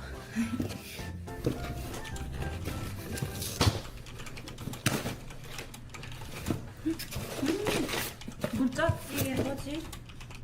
그러면 다 보관해놔. 내가 언니 영어 발음을 읽어줄게. 이나 앤 하나 I've sent you an American cookbook so you can make American style food at home in Korean. 아, 쿡북 보냈나 보다. I don't know if it's easy to get American 보냈어요. 캔디바. 아, 캔디바를 보냈구나. 이 캔디는 1909년부터 같은 공장에서 만들어지고 있는 아이다호 캔디 회사 제품이에요. 땡큐다. 왜? 야, 언니야 이거 봐. 얼마 가. 이 사람이 보냈거든. 근데 동생도 잘 보고 사인해줘. 어떡해. 근데 이거 읽어야 되는데 우리가 그치? 정말 감동이에요. 아, 영어를 이렇게 편지를 쓰면 영어를 좀 읽게 공부를 좀 많이 해야겠다. 아빠 저거 조금만 더 주고 이거 언니 이거 언니 남편도 주고 못 먹으면 가서 그거 해. 그리고 이거 병치 좋은 거 계량컵 이거. 세상 귀엽다. 밥할 때 되겠다. 밥할 때 써야 되나 봐. 이거 계량컵. 이거는 언니 그거래. 그 다닐 때 쓰는 건지 뭔지. 이거는 저거다. 영화 같은 거네 이거. 쿡북. 이게 지도구나 이거. 우리가 아이다호 다닐 때. 와 이거 와. 오. 너무너무 감사해요 쿡북. 아이고야 이나가. 이나 어머 근데 이렇게 스파이한테 쿡북 비밀 다 넣어줘야 되나요? 감동이에요. 어머. 야 이걸로 영어도 많이 배우고 요리도 배우고 일석이조다. 야 정말 감사해요. 어머. 너무 감동이야. 와. 다 해먹어줘. 야 이거 해먹으려면 영어를 배울 수밖에 없겠어요. 너무 감사합니다. 감사합니다. 캔디 1904년에 만들어진 거래. 이게? 응. 이게. 이거. 아이다호 캔디. 너무 귀엽다. 아이다호 캔디 맞아? 응. 이거 말이야 이거. 이 캔디는 1909년부터 같은 공장에서 만들어지고 있는 아이다호 캔디 회사 제품이래. 캔디 바네. 너무 감사해요. 나 이거 사려고 했는데. 또 미니가 또 있지 않았어? 아니 이거. 아까 조그만 거 이것도. 정보를 남겨주셔서 정말 감사합니다. 수파이한테. 한번 먹어볼까? 배고픈데. 아이고 같이 먹어봐. 너무 신기하게 생겼다.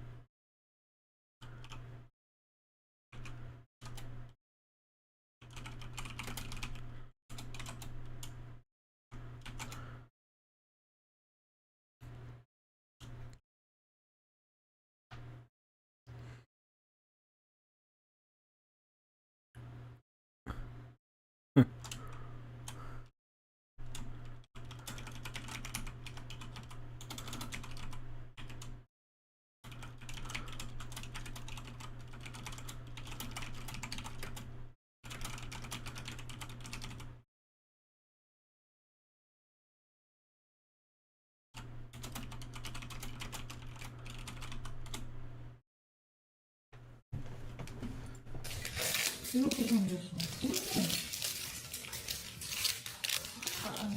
뭐 이게 뭐야? 1909년 아이디어가 초콜릿 같은 냄새 나는데? 맛있다. 맛있어? 커피도 먹고 싶다? 맛있다. 먹어봐. 완전 맛있어.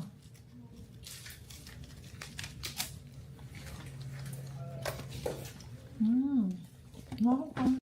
캔디도 비밀을 주셨으니까. 감동받아. 나하다고 호텔로. 근데 뭐 이렇게 커? 아이다고? 이거 감자 칩이네. 캔디도. 어머, 이분도 아이다호 분이야? 어? 이분도 아이다호 분이야? 그러니까. 왜, 나 아이다호? 뭐야? 내 표정. 뭐야? 어떡할 거야.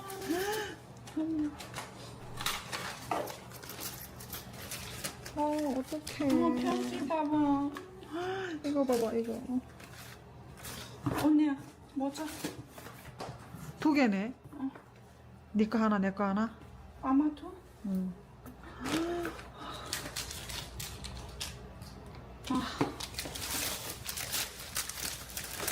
야, 어떡해. 이거 하나하나 보내주느라, 어머, 세상에. 이거 준비하느라고 시간 좀 걸렸다고 하더라고. 다 읽어봐야지, 이거 앉아가지고. 어머, 이거 그냥 북한 사탕 같아. 보자. 사탕이야, 이게?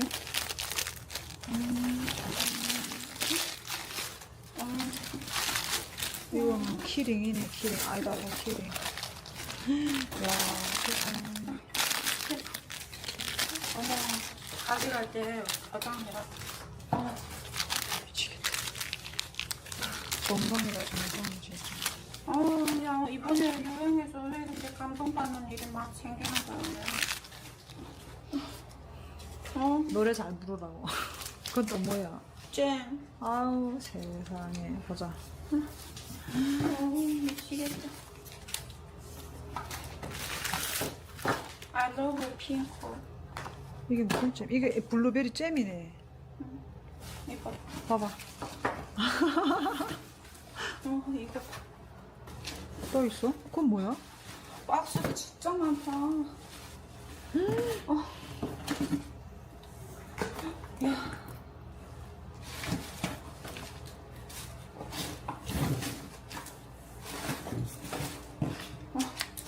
나 이게 궁금하다. 이거 보자. 이거 네가 좀 잡아봐. 이번에 언니가 지금.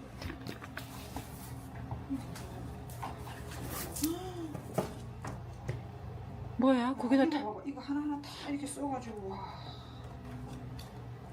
아이다호 분들 진짜 대단하시다. 감동이야. 이거 그대로 다 하나도 떼지 말고 그대로. 응. 세상에. 아이다호 가보고 싶다 이러니까. 그러니까. 그렇지. 아이다호 여기서 뭔가? 모르겠어.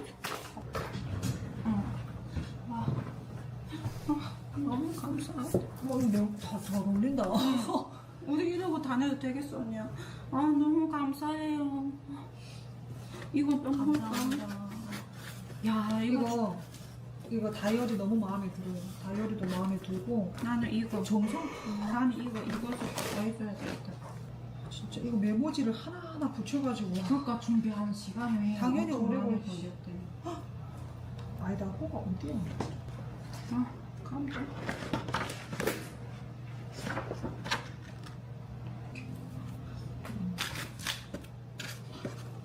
이거는 뭘까?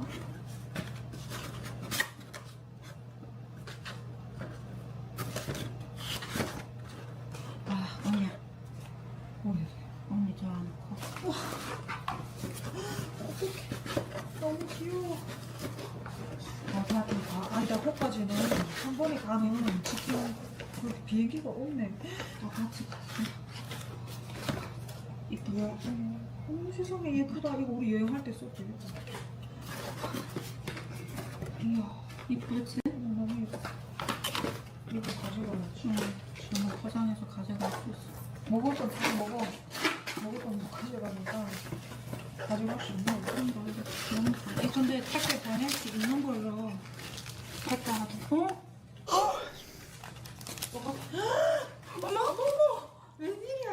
아이다호 폰들이 이건 진짜 한국 있어서.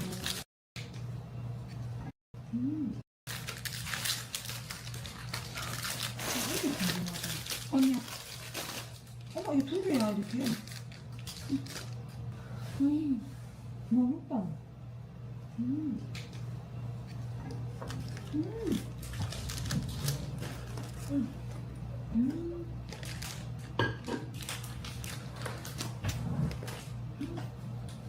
맛있다. 감사해. 큐티 미니. 언니야. 아 그래서 이게 모자에 있었구나. 이거 언니 이렇게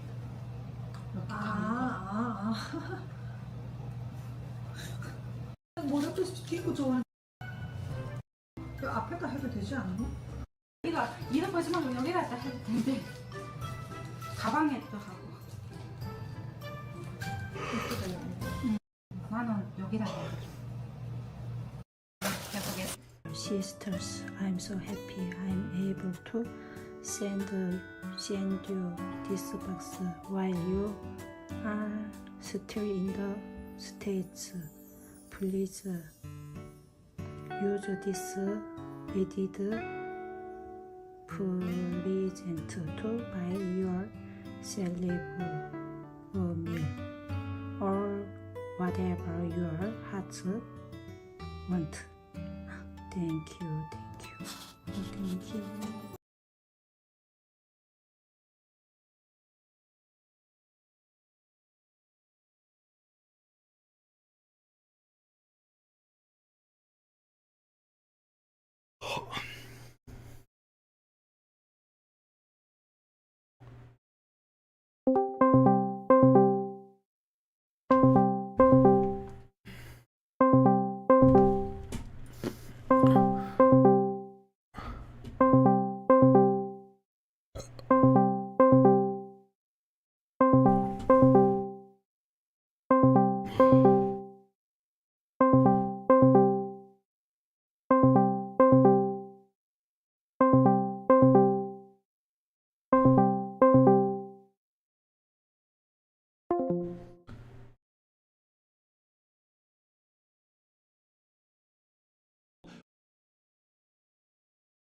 This Tomcat has cheated death, but its luck instantly runs out as my teammate fires a second missile and I sling another one from down low. Our missiles land in quick succession and we each delete a wing, but the Tomcat's wingman is out for blood and my flanker's beeping noises loosely translate to "We're gonna die! We're gonna die! We're gonna die!" I didn't die, as that missile was meant for my teammate. That same Hornet is now overhead, and this valley run was an unintentional big brain move, as I disappear behind it, causing the Hornet to lose visual. I take my 50-50 and turn left after I run out of valley, and thanks to blind luck, the Hornet doesn't see me and goes right. I get tally on the Hornet and now have to come to terms with the fact that the missile I fired earlier was my last one, and to make things worse, the Hornet is now turning around. I take my shot when they are nearly below my HUD, and was shocked to discover the very first round that came out of my cannon is what took out its right wing.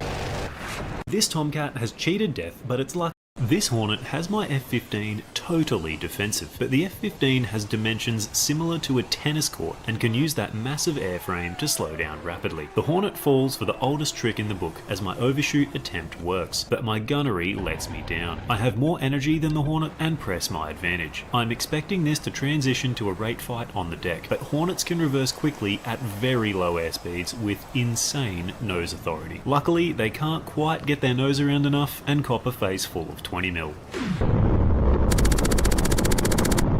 This Hornet has my...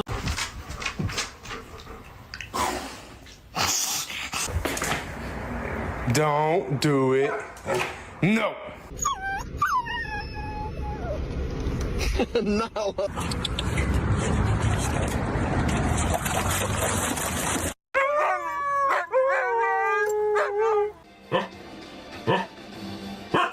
But like stand up and punch. There you go. If you drop the most... I go. Nice coverage.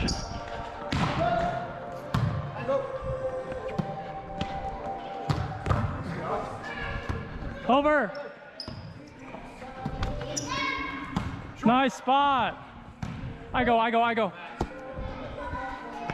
Oh, jeez. No!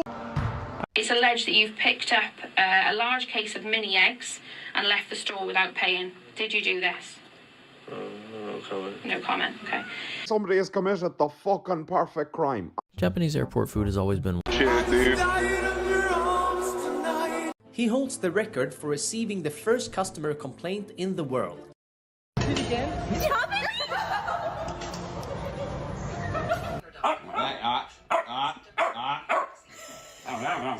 No.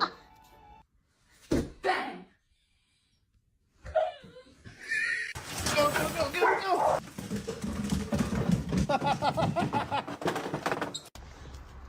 Oh! Get him, though. No. Something right there. Just give it to him. That's his dick.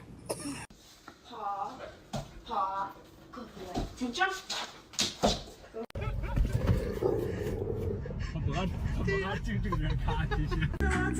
Sasha, can he come in? Thank you. This F-15 evades my Russian R-27R, and this apartment building is unfortunately out of countermeasures. But deliver us. Shot a massive. Oh my god. Japanese airport food is always. Shit, dude.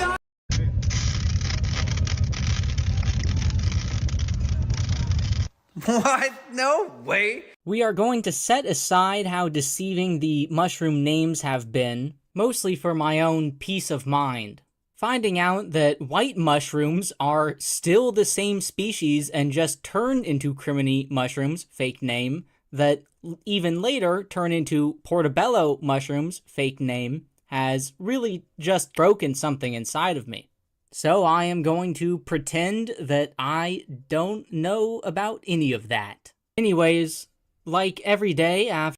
Place something somewhere surprising. Apparently, 300% scale means 300% more problems. Apparently. I was really excited to start this giant malevolence project, mainly because I've noticed my printers not working 24/7, and that gives them far too much time to plot against me. So naturally, I need to keep them busy. And if you ask my printers, they just could not be more thrilled. However, 300% scale might be even more ambitious than I originally thought. So allow me to tell you 3 reasons why 3D printing Lego at 300% scale blows. First is your print times. Granted, this one's not too bad since I usually print the big pieces overnight or while I'm at work, and it keeps my printers busy. And again, they're thrilled. But regardless, the difference in time printing one standard piece versus printing one 300% scale piece is honestly comical. The square cube law strikes again. Then second is the tolerances. This is both good and bad, but basically 3 times bigger pieces means 3 times bigger tolerances. So the pieces go together really well, arguably too well, because I cannot get them together without a mallet. Looks like the surgical kettlebell is coming out of retirement. And last is how some pieces are just going to be too big for my printer. This one sucks because my printers don't even have small build plates. The pieces are just that fucking huge. I can get around this by splitting the pieces in the slicer, then gluing them together after, but naturally I'd rather not because that's more work for me. And obviously I can't line the pieces up perfectly. So it might finally be time to get one of those Bamboo H-series printers. The big ones. Especially since we'll be building at 500% in the near future. Apparently, 300% scale means 300% more problems. Apparently. I was really excited to start this giant malevolence project, mainly because I've noticed my printers not working 24/7, and that gives them far too much time to plot against me. So naturally, I need to keep them busy. And if you ask my printers, they just could not be more thrilled. However, 300% scale might be even more ambitious than I originally thought. So allow me to tell you 3 reasons why 3D printing Lego at 300% scale blows. First is your print times. Granted, this one's not too bad since I usually print the big pieces overnight or while I'm at work, and it keeps my printers busy. And again, they're thrilled. But regardless, the difference in time printing one standard piece versus printing one 300% scale piece is honestly comical. The square cube law strikes again. Then second is the tolerances. This is both good and bad, but basically 3 times bigger pieces means 3 times bigger tolerances. So the pieces go together really well, arguably too well, because I cannot get them together without a mallet. Looks like the surgical kettlebell is coming out of retirement. And last, and he was working on it, and it touched a nail and sparked, and there's a nail in this ladder that's live. So they must have shot the nail down through a wire, but watch what happens when he touches. Oh, that is crazy. And he was working on it, and it touched a nail and sparked, and there's a nail in this ladder that's live. So they must have shot the nail down through a wire.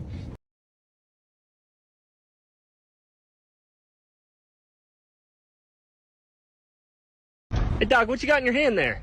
Some bleach. And this is real cheddar.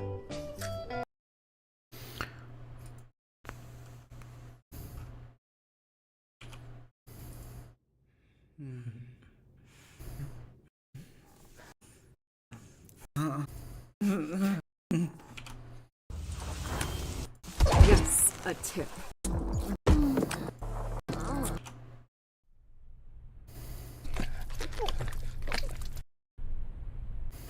Down.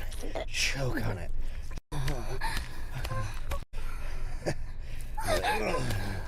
Open your mouth.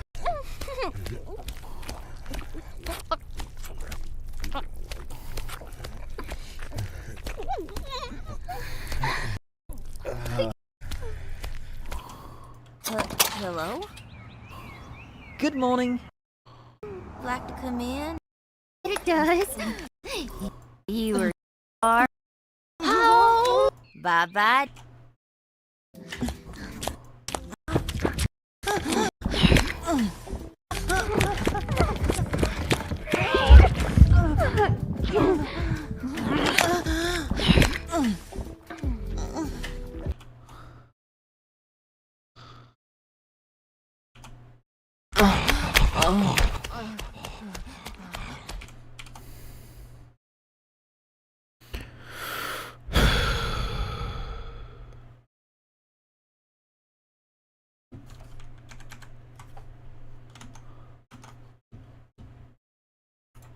Witnessed how cheating itself has evolved.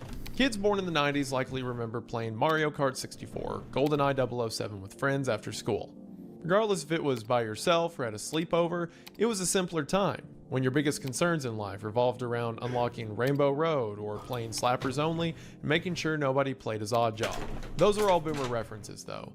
Imagine not getting the Thunder Gun or the Ice Staff. Since then, the gaming industry has experienced a meteoric rise, surpassing traditional entertainment like Hollywood and the music industry. Games like The Last of Us, Death Stranding, and Cyberpunk 2077 feature movie stars. In 2022, both the global movie industry and music industry generated around $26 billion each, while that same year, the global gaming industry generated an estimated $184.4 billion. Now what does that mean? Besides outpacing their competition in growth and revenue, video games have a foothold in other sectors and can tilt economies. Case in point, in the case we're talking about today, the real-time strategy video game StarCraft in South Korea esports. This is the story of a country embracing a video game as its national sport, building an infrastructure to support its professional players and leagues, only to be torn apart from within by corruption. It's a story of what happens when greed meets opportunity, and at this story center are players who took cheating to a new level, far from playful innocence of paintball mode or pulling off a power slide boost. Again, more boomer references. Imagine standing in front of the safe room in Left 4 Dead. So to begin, let me just say hello everybody and welcome to the South Korea esports controversy and how the allure of winning and also StarCraft managed to tilt a whole economy and ruin a sector of esports forever. Narratives like this can certainly be complicated, but what shouldn't be complicated is dinner. It's May. Imagine coming home from having fun in the sun only to open your fridge and realize you have to spend an hour and a half looking for what ingredients professional players and leagues, only to be torn apart from within by corruption. It's a story of what happens when greed meets opportunity. And at this story set in 1996, Blizzard Entertainment's co-founder, Alan Adam, put a small team of programmers and artists on a new game they started called StarCraft. Blizzard had come a long way since it was founded in early 1991, then called Silicon and Synapse, when its business model was contract work rather than developing its own games. Adam and his business partner, Michael Morheim, Blizzard's other co-founder, started out converting games from one system to work on another, or in other words, porting. The company struggled financially at first, and it wasn't until they developed their own game, a real-time strategy game called Warcraft, Orcs and Humans, that they found success.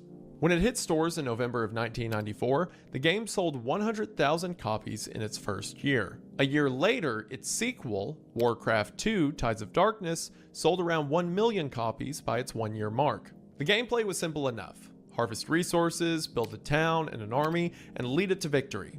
What makes RTS games different from traditional games is that gameplay action occurs simultaneously in real time, hence the term RTS or real-time strategy. Unlike turn-based games like, say, chess, there's no waiting. For example, if you want to build a base, your enemy can attack you while you're building it. Granted, this is how most games work now, but in the 90s, it was a pretty big deal. Everyone being able to attack and defend at the same time made strategy quick and important. Warcraft took place during medieval times in a world with fantasy elements. Think ogres, giant spiders, scorpions, and warlocks. So then why would Blizzard pivot away from Warcraft when it was clearly their most successful game in the first place? One of the reasons was a rumored deal that fell through between Lucasfilm Games and Blizzard to make a Star Wars strategy game. However, to this day, Lucasfilm Games denies that it ever approached Blizzard. Whether it's true or not, the company needed to fill a gap in their 1996 release schedule and went full steam ahead on their Orcs in Space concept. Blizzard wanted to dominate not only the fantasy genre, but also the sci-fi genre, and they wanted to do it fast. StarCraft's quick turnaround from development to release prompted Blizzard to strip out the fantasy elements from Warcraft 2's game engine. Orc strongholds became alien hives. Resources like gold and lumber were turned into minerals and gas. The greens and browns that colored Warcraft's world became the bright pinks and blues of StarCraft's setting. The objective when playing StarCraft was to defeat the opponent, either human or computer controlled, by dominating and destroying their base. Set in the future of the 25th century, in a part of the galaxy called the Koprulu sector, StarCraft features 3 factions or races: Terran, Zerg, and Protoss. Players can choose to play as any one of these 3 races. However, each race requires a completely different playing style and strategy philosophy to win. Released in 1998, StarCraft's success was universal. By 2009, more than 11 million copies have been sold worldwide, and it's often considered one of the most important video games of all time. StarCraft raised the bar for what a real-time strategy game could be. And while programmers were developing StarCraft in the mid-90s, unaware of the impact their game would have, a country thousands of miles away began laying the groundwork for it to become a national phenomenon. After South Korea was hit by the Asian financial crisis of 1997, its government focused its efforts on a robust communications network to future-proof its economy. They doubled down on their IT sector and internet infrastructure so much that a few years later, South Korea would be referred to as the most wired country on the planet. One of the byproducts of this initiative was the emergence of internet cafes, or PC bangs. These businesses were not only sustainable, but also flourished because they provided cheap entertainment for jobless 20-somethings. You know, not that there's anything wrong with that. I mean, what I'm doing right now is a job only by very loose standards. By the end of 1997, South Korea had over 100 PC bangs, and by 2000, these cafes numbered in the thousands. For $1 per hour, South Koreans could congregate to order food, buy cigarettes, and of course, compete against each other in video games. Again, not to sound like a boomer, but at the time, a lot of people didn't have fast enough internet or the equipment to play these games from their home. So if you wanted to play video games, you had to go somewhere with other people to play video games. I remember being a kid and going with my dad to the East Town Mall in Knoxville, Tennessee, which is now destroyed, and playing World at War Zombies on these big chairs where you could rent an Xbox for a while. And it was one of the coolest things I ever did. I was going to say at the time, but no, probably now. That's still pretty cool. The popularity of these PC bangs caught Blizzard's attention. The company's Korean distributors sent copies of StarCraft across the country to add to the cafe's vast library of popular games. Blizzard's goal was to get players hooked so that they would buy it and then play it at home. The big push paid off, and over the next 3 years, StarCraft sold 4.5 million copies in a country with fewer than 50 million people. That's nearly 10% of the country playing the same game. The grassroots rise to StarCraft's popularity in South Korea was led by the hosting of StarCraft tournaments in these cafes, where the prize was either cash or free computer time. Blizzard capitalized on these amateur tournaments by organizing professional competitions amidst the growing momentum in East Asia, of what would soon come to be known as esports. Coined in 2000 by Park Jae-won, The term esports is used to describe organized, multiplayer video game competitions between professional players, either played individually, as was the case with StarCraft, or in teams, as with League of Legends. Sorry for the jump scare for those of you who know what that is. The tournaments organized by Blizzard were so popular that they quickly outgrew PC bangs and were soon held in hotel ballrooms and even stadiums. In just a few years, 100,000 South Korean fans showed up to Busan Gwanali Beach to watch the Pro League finals. As a response to these lucrative events, the South Korean government established the Korea Esports Association, KESPA, in 2000. KESPA was founded to foster a healthy leisure culture of esports, active domestic and international exchanges, and promote the rights and interests of esports players and teams. The country's push to turn competitive gaming into something resembling a real sport was building. There was now a governing body to regulate all kinds of competitive gaming events, and in particular, those of StarCraft. KESPA very quickly created mandates requiring players to have pro gamer licenses in order to compete, which delineated between amateurs and professionals. That's right, gamers, there is a license to game out there, and you don't have it. On the promotion side, KESPA managed broadcasting rights for tournaments on its two major StarCraft channels, On Game Net, OGN, and MBC Game, or MBC. Imagine a world where instead of a channel dedicated to reruns of The Office, it just played FIFA matches all day. And by FIFA, I mean FIFA the video game, not FIFA, you know, the real soccer sport, because there are channels that play that all day. Because it is, of course, soccer. I do remember when I was a kid, I think it was G4 would show reruns of like Street Fighter tournaments and stuff like that. I didn't know how to play Street Fighter and had no idea who was winning or what was going on. I just thought it was so cool that the TV was playing video games. What a time to be alive. The infrastructure went beyond airwaves. Seoul built an esports training center, and in Busan, they built a multi-billion-dollar arena. To ensure its stability for future generations, many schools launched esports training programs supported by bills passed by the Korean National Assembly. Imagine that, getting to play video games for your school sport, and your mom thought you never amount to anything. Well, here we are, laughing from behind a screen. Culturally, StarCraft was the perfect game for South Koreans, aligning with the country's national character, or Kukmin-song. Jin-soo, a liaison between KESPA and the professional StarCraft teams, described Koreans as very fast, very intelligent, and extremely sociable people, and StarCraft's gameplay was a perfect match for their personality because it required quick, strategic decisions. Because the game unfolded in real time, players needed flexible gameplay strategies that could solve a variety of in-game scenarios. Which I didn't even need that guy to tell me that. When I was a kid and would play in Call of Duty Elite tournaments on Modern Warfare 3, if a dude on the other team had Asian characters in his name, it was over. It was just over.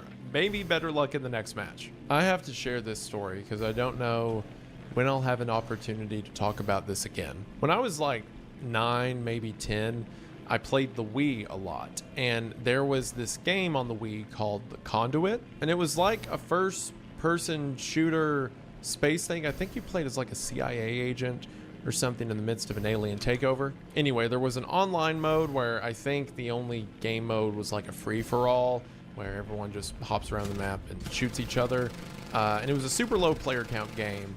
But I remember playing one time, and my dad walked into the room and did the whole like, are you winning, son thing? And he watched me for a bit, and there was a dude who kept killing me whose name was like Korean characters. But for some reason, my dad saw those characters and thought it spelled out the word fly, like F-L-Y. So anytime that guy would hop around, my dad would be like, it's the fly. I mean, I was 9. So of course he obliterated me every time. But then for like 2 years, anytime I would play an online game, if it's Call of Duty, Forza, doesn't matter. The first thing my dad would say is the fly here? Like he thought that the fly, which wasn't even his name, was like a mortal enemy of mine who was tracking me down from game to game, and it didn't matter what the game looked like, the fly could always be there. I guarantee if I asked him about it, he would probably remember that. I don't even know if that relates to the story. Anyway, when StarCraft's expansion pack, Broad War, debuted in December of 1998, it was praised for being developed as a fully new game rather than an added extra. The pack included new campaigns, upgrade advancements, and additional units for each race. Many considered Broad War as StarCraft's apex, especially in esports, due to the immense mechanical skill required to play and the high skill ceiling. Its changing map design encouraged players to evolve and combine swift strategic thinking with mastery of the mouse and keyboard. Similar to the way we might admire the physical abilities of athletes in traditional sports like football or basketball, esports athletes separate themselves with their ability to execute game commands faster and more effectively than the rest. And as the most wired country on the planet, the socio-technical ideals of Korean society were especially reflected by esports, and especially StarCraft. As such, Koreans held these professional gamers in as high regard as fans of more mainstream sports do in the United States. The way we think of Lewis Hamilton, Michael Jordan, Serena Williams, or Tiger Woods is how they would see someone that's really good at StarCraft. However, any esports athlete would be lucky to have the career longevity of any of the aforementioned greats, because according to Jin Soo, pro gamers are at their peak physical condition between the ages of 17 and 25. Imagine that. Here in the US, when you turn 25, you can rent a car without extra fees. But in South Korea, you're considered over the hill as a professional athlete. South Korea had now set itself up to take esports from a cultural phenomenon to global domination. And all they needed was their own Michaels, Serenas, and Tigers. Professional esports athletes spent at least 10 hours every day practicing drills, scouting other competitors for future matches, and experimenting with new styles of gameplay. If learning to master StarCraft was like learning a language, it would only make sense to be surrounded by other players in an environment built to not only improve, but to maintain a high level. Caspa's professional league set up team houses, dormitories where players ate, slept, and trained together. Yeah, you thought all of those gamers like FaZe and Optic set up their gaming houses or clan houses first? No. Korea.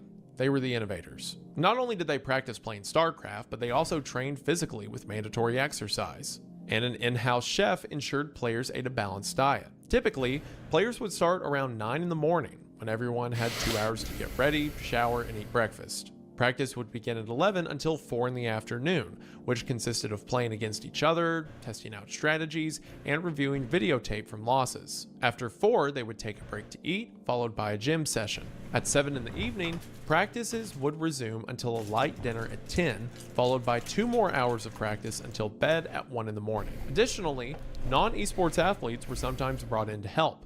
For example, a retired pitcher from the Korean Baseball League taught mental control techniques, while ergonomic specialists helped players achieve proper posture to avoid straining their necks and wrists. Yeah, again, you hear that, Mom?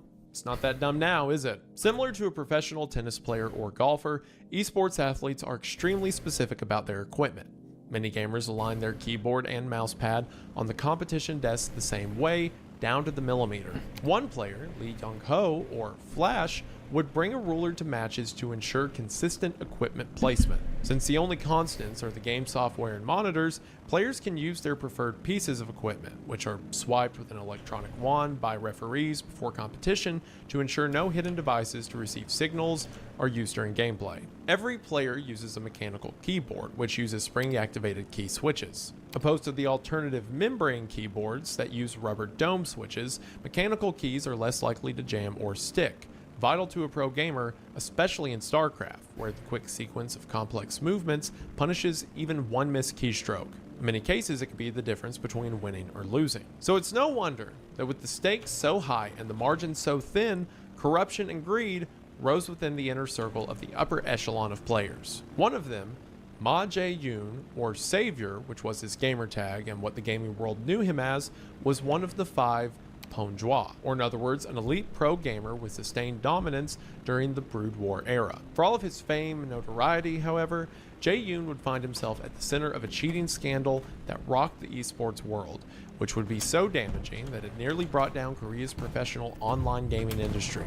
Nicknamed Maestro, Jae-yoon started his career in 2003 when he was just 16 years old. Playing smaller level tournaments while honing his skill at PC bangs, Jae-yoon played as the Zerg race and quickly built a reputation for strategic creativity and raw talent. In 2004, he got national attention for playing in a few major tournaments that were televised, which included his best result that year, a quarterfinal finish. But 2005 would be Jae-yoon's breakout season, as he won the 2005 Uzu MSL. and defeated I Love Oi at the LG Scion MSL, who was the second highest ranked player in the KESPA standings. In the 5-star league tournaments Jae-yoon entered that year, he won 4 of them and took second place in the other. His victories were all decisive wins, and thus began his journey to Ponjwa, legend of the sport who set the standard for everyone else. In fact, the term Ponjwa wasn't being used in relation to esport athletes at the time. It was a Buddhist term to denote one's particular accomplishment or fame in a given field. It wasn't until Jae-yoon's dominance that the idea of Ponjwa was brought into the StarCraft lexicon.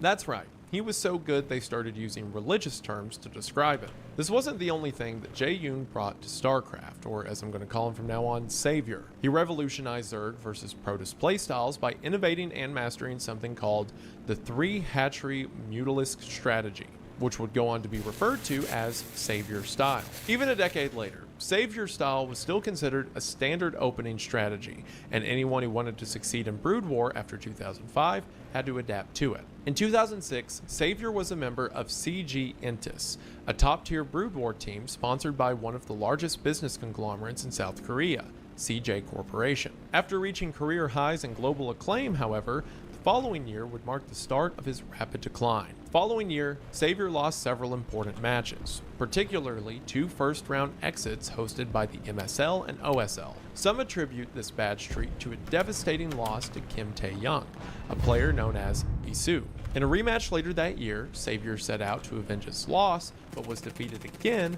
by Bisu. Savior's sudden fall surprised everyone. Until now, he'd been unstoppable. But Bisu countered the Savior style with the strategy called Bisu Build. That's right, these guys were so good and so early to the sport that the strategies they employed were named after them. In hindsight, Savior's decline seemed inevitable. There's always someone younger, better, and smarter to usurp the previous generation. You can't be the top gun forever. What Bisu did to Savior is exactly what Savior had done to I Love Ui a year before.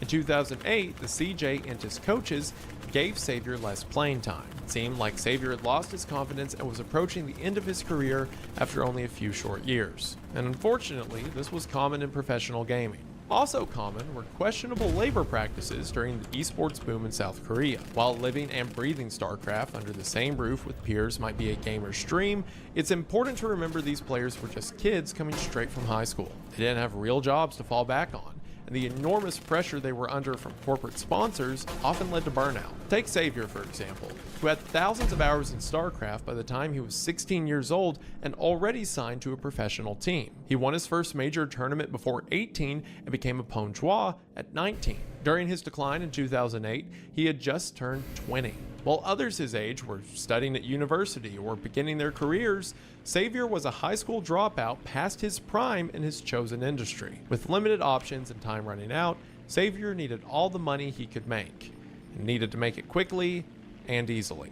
With a fast and widespread internet network, South Korea's online gaming industry fast-tracked a byproduct that would become its cancer: illegal gambling. Although the country had, and still has, a legal sports gambling service, Sports Toto, which is regulated by the government, according to the Korea Institute of Criminology, there were about 1,000 illegal sites in operation during the early 2010s.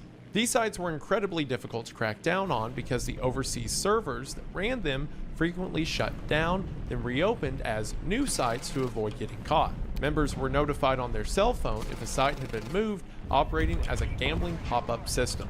In early 2010, rumors of match fixing began circulating on StarCraft message boards after a televised match between Luxury and Washin was so poorly played by both gamers that even the commentators struggled to explain what was happening. People posted their theories online, and users from StarCraft discussion forum TL.net believed there were 3 main ways to fix a match in a game. The first method was to purposefully misclick, which would enable a player to lose control over their units, stop attacking, and create a void in their army. Another method was to leak the build order, telling your opponent what your strategy is. And the third was to ignore your opponent's strategy completely. In February of 2010, after the Korean New Year ended, Savior planned to return to his StarCraft team, but his coach called him with news. Someone from KESPA was investigating the team. Savior's coach asked him one question: did the Ponjwa ever participate in match fixing? And Savior admitted to his involvement with Washin, who was the gamer brought into public scrutiny for his poorly played match against Luxury. Savior also admitted to offering money to another player named Dark Elf, and as you can imagine, Savior was told to not come back to the team. Kespa had, in fact, launched a formal investigation. In March of 2010, reports emerged that Kespa had filed charges against individual players and coaches. Savior was the highest profile name amongst those individuals. However, to this day, he maintains that he never threw one of his own matches. But I mean, if you're helping someone else throw matches and you know about the gambling rings, kind of hard to take you at your word. Seoul's Central Prosecution Office revealed that 3 gamblers, one of whom ran a training institute for prospective pro gamers, had lured 11 players, 9 of whom were active professionals, into deliberately losing their matches in exchange for compensation ranging from 2 million to 6.5 million won. That may sound like a ton, but today that's equal to $1,366 to $4,440.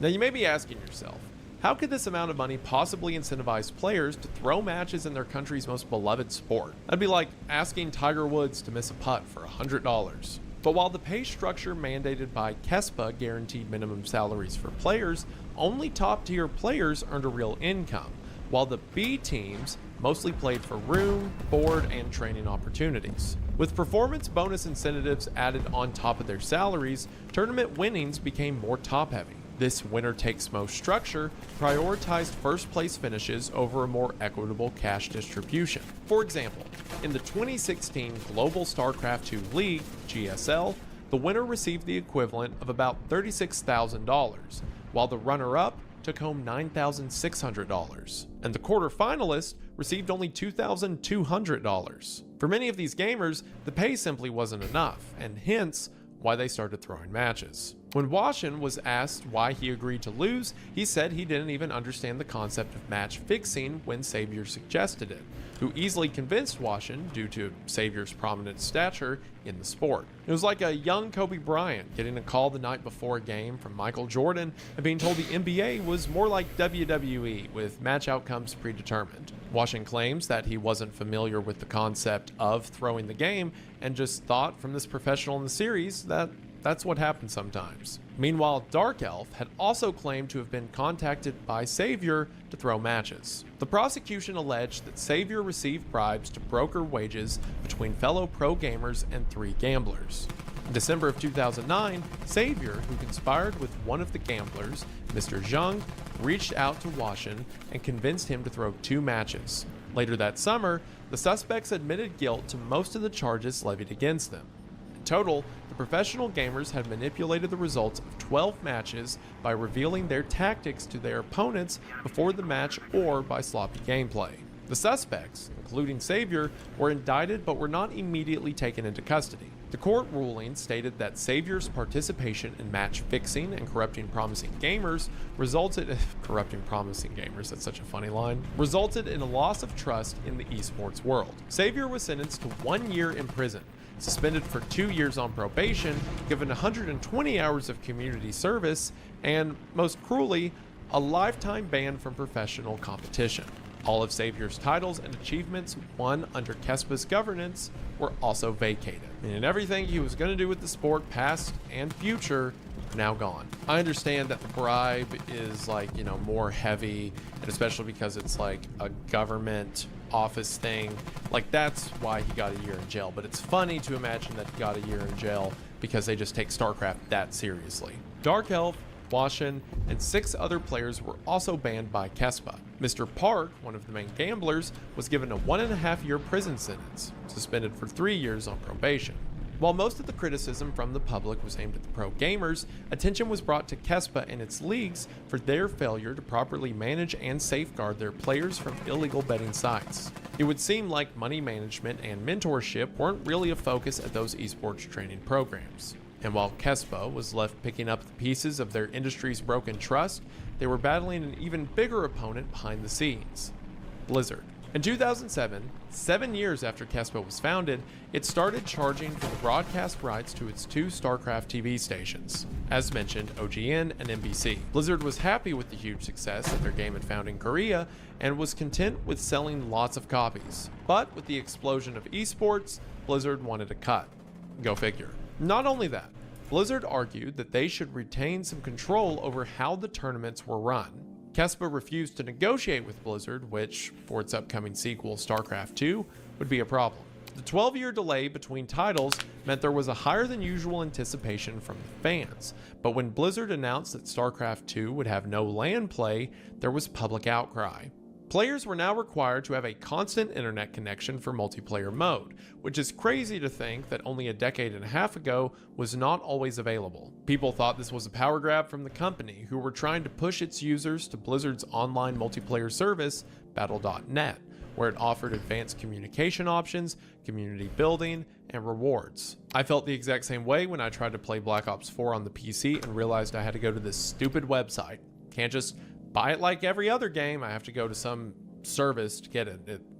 It doesn't matter. Anyway, Blizzard responded that this decision to remove LAN play was to eliminate map hacking, a cheat move that allowed a player to see the entire map, enemy units, and hidden buildings without scouting. But as you can imagine, many didn't buy it. But the outcry would be short-lived.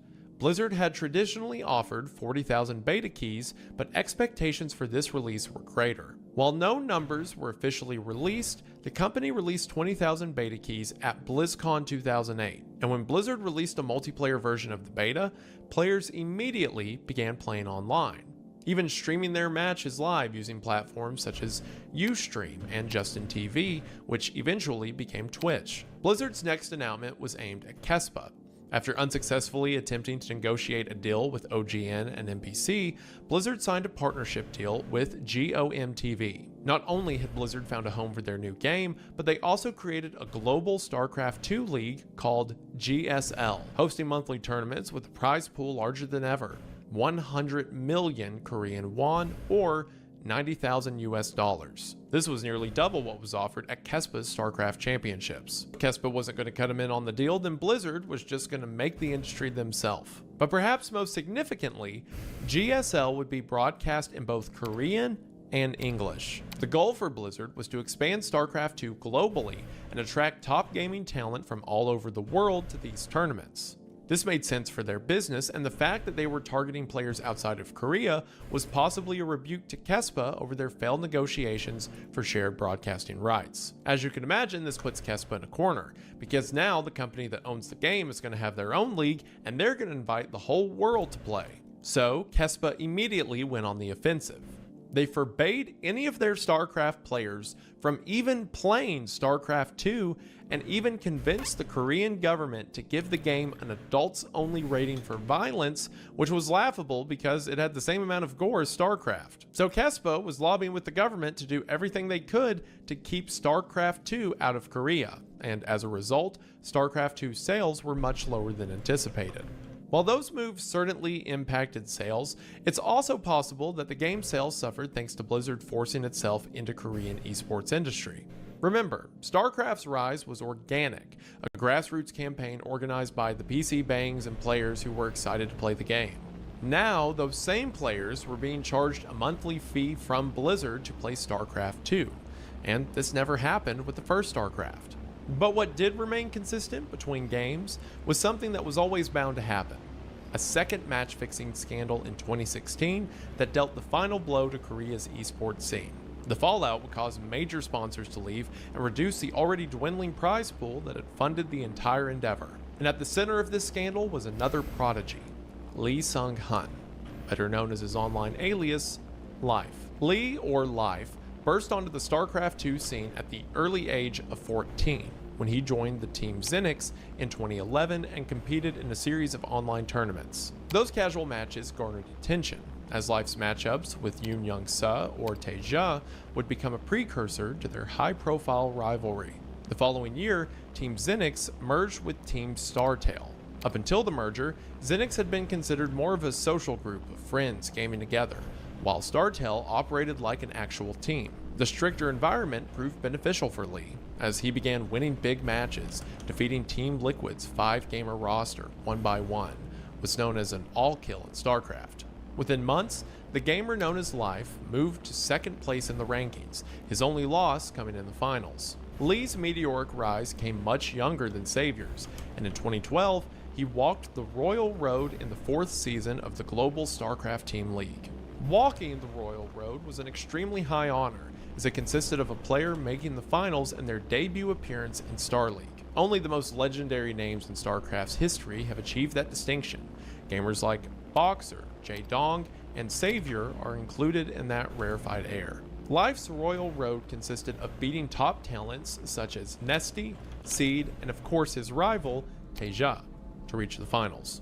Lee used extreme aggression, counter-aggression, and timing to defeat his opponents, but out of everything he brought to the game, it was Lee's eye movement control that elevated him above the rest of the field. StarCraft 2 is played at upwards of 500 actions per minute, and Life's mastery of eye movement gave him the advantage of knowing where his opponent was looking and attacking, seeing blind spots on the map, and even forcing a player to look at certain sides of the map while he attacked the other. According to ESPN, quote, "Consider it the equivalent to a magician's sleight of hand. Like an incredible no-look pass, Lee made his opponent focus one direction while the real gameplay was happening elsewhere." Lee's Royal Road run culminated in one of the most talked about finals in StarCraft 2 history. His opponent, Jun Jong-yun, or MVP, was one of the greatest StarCraft 2 players of all time. Jung had a reputation for being a symbol for victory and courage in the face of overwhelming odds, due to winning the most miracle victories of any player in StarCraft 2.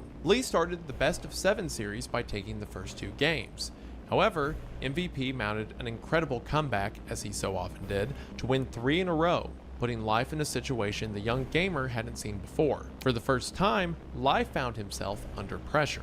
Withstanding the pressure and preventing the comeback, Life defeated MVP 4-3 to win his first championship, and the Royal Road was conquered. Lee went on to cement himself as one of the game's legends, winning the MLG 2012 Fall Championships 1 week after his Royal Road run, and capped off the year with a Blizzard Cup Finals win, the StarCraft 2 equivalent of winning the Triple Crown.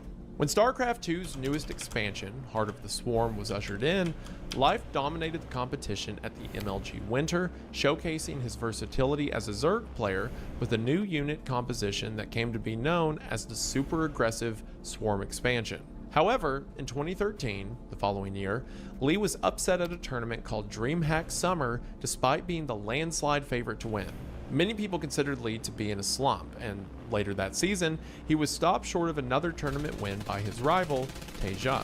It seemed Lee had lost his passion and subsequently stopped practicing for a while. But that all changed when Lee had the greatest run of his career at the end of 2014, lasting all the way to the first half of 2015. Lee won BlizzCon and made the finals of DreamHack Winter, with both tournaments seeing him take down his rival Teja. Life won the IEM Taipei, the 2015 GSL, and had high placing finishes at 3 other major tournaments. Despite these wins, however, Lee once again lost interest in the game.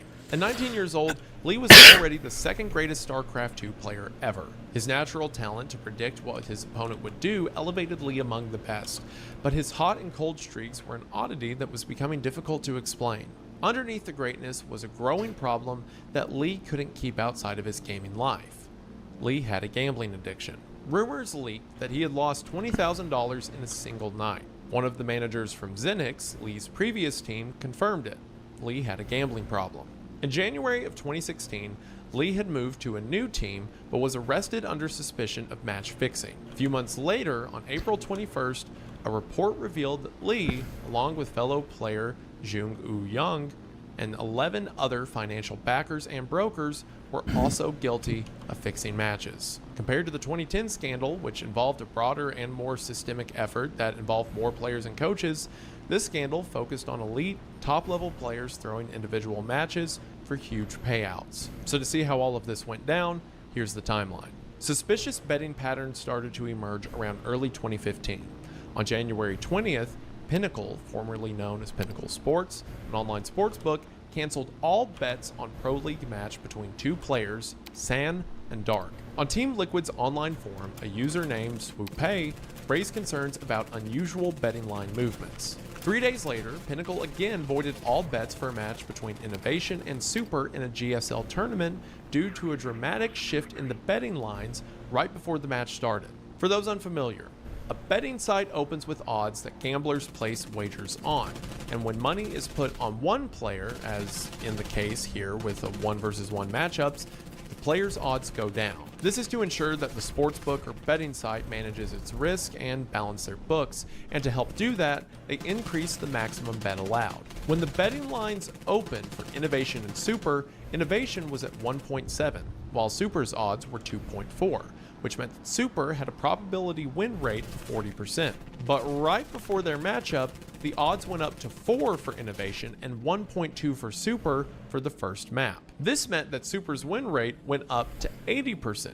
It would take bets in the tens of thousands at least to lower those 2.4 odds down to 1.2. Nobody in StarCraft esports community honestly believed Super had an 80% chance to win against Innovation, which was where the suspicion came from.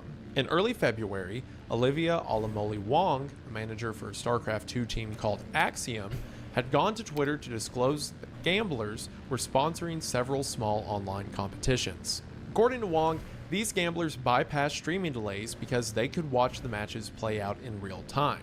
This privileged access gave them an unfair advantage over other bettors, because, duh, they can watch the game before everyone else can. Wong also accused specific players of colluding with these gamblers and called out Blizzard for their inaction, saying Blizzard was aware of these issues. As these claims developed, the Blizzard community forums claimed the company was indeed investigating but did not have enough proof at the time. The following months after Wong's tweets, several matches were flagged as suspicious, including March 17th's Pro League matchup between Yoda and Bunny. A user named Star Galaxy went to the Team Liquid forum and reported unusual betting line movements as Yoda, the odds-on favorite, unexpectedly lost after the betting lines shifted towards Bunny. According to the post, Pinnacle opened with Yoda as the favorite and stayed that way for a while until shortly before the match, at which point the odds basically flip-flopped. At first, Yoda had a 68% chance to win while Bunny was at a 32%, but right before the match, Yoda was predicted to have less than 33% chance to win the match. On March 24th, Pinnacle voided bets on a match between Bile and Marine King due to suspicious betting line movements. A noticeable tell was Marine King's failure to counter an obvious gameplay strategy employed by Pyle, which was an obvious red flag to those who understood the game. This drone is just sitting here. There we go, Spine Crawler. Oh, that Reaper is so close to scouting it. He sees it. Oh. Well, if he sees it, he could actually just...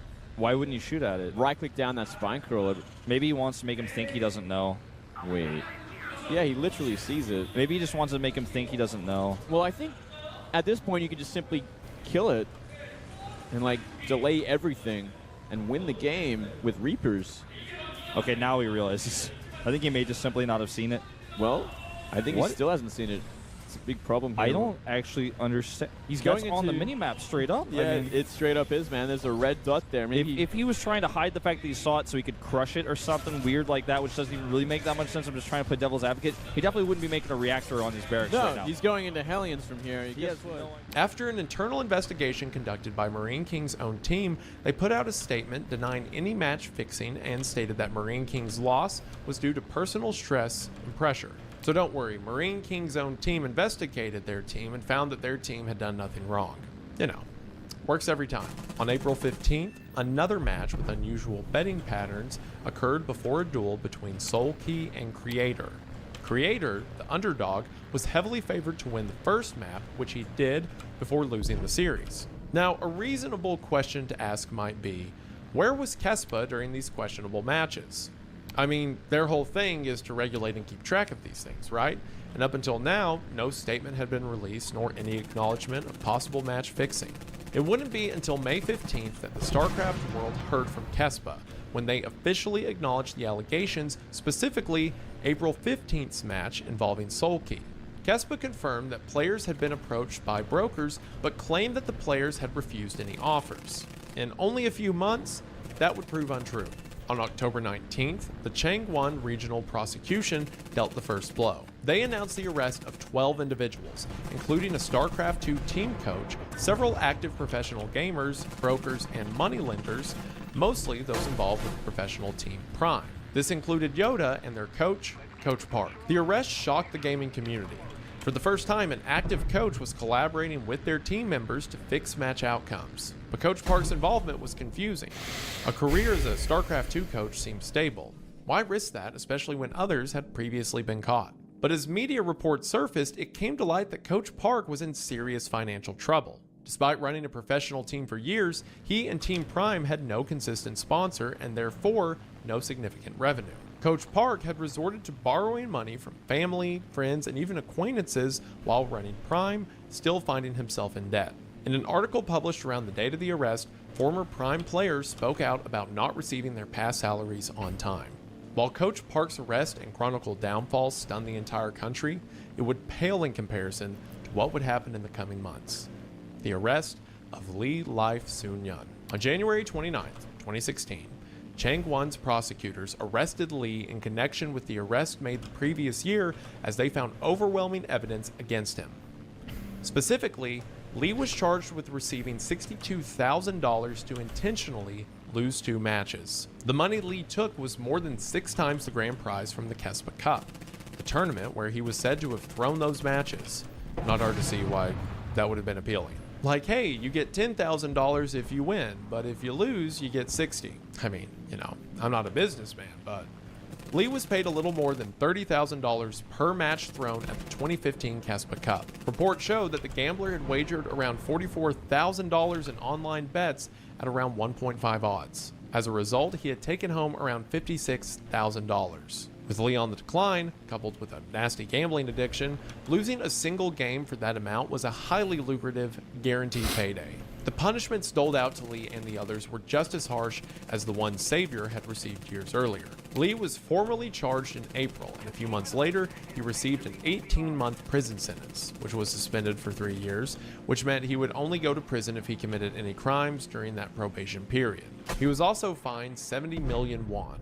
And just like Savior, Lee was permanently banned from Kespa-sanctioned events, as well as having his accolades vacated. The abrupt end to Lee's career marked the start of StarCraft 2's decline in South Korea. The match-fixing issue signaled a systemic problem corrupted by greed. In October of 2016, South Korea's StarCraft Pro League, the longest-running StarCraft esports league, shuttered after 14 seasons. Kespa banning its top 2 pro gamers certainly didn't help secure sponsorships, nor did its prickly relationship with Blizzard over broadcasting rights. The 2009 launch of League of Legends marked a seismic shift in the country's gaming culture. PC bangs across the nation began promoting the game over StarCraft 2 because it offered a more accessible, team-based experience. People even started playing the old StarCraft Brood War again, trying to tap into the nostalgia of a country's golden era.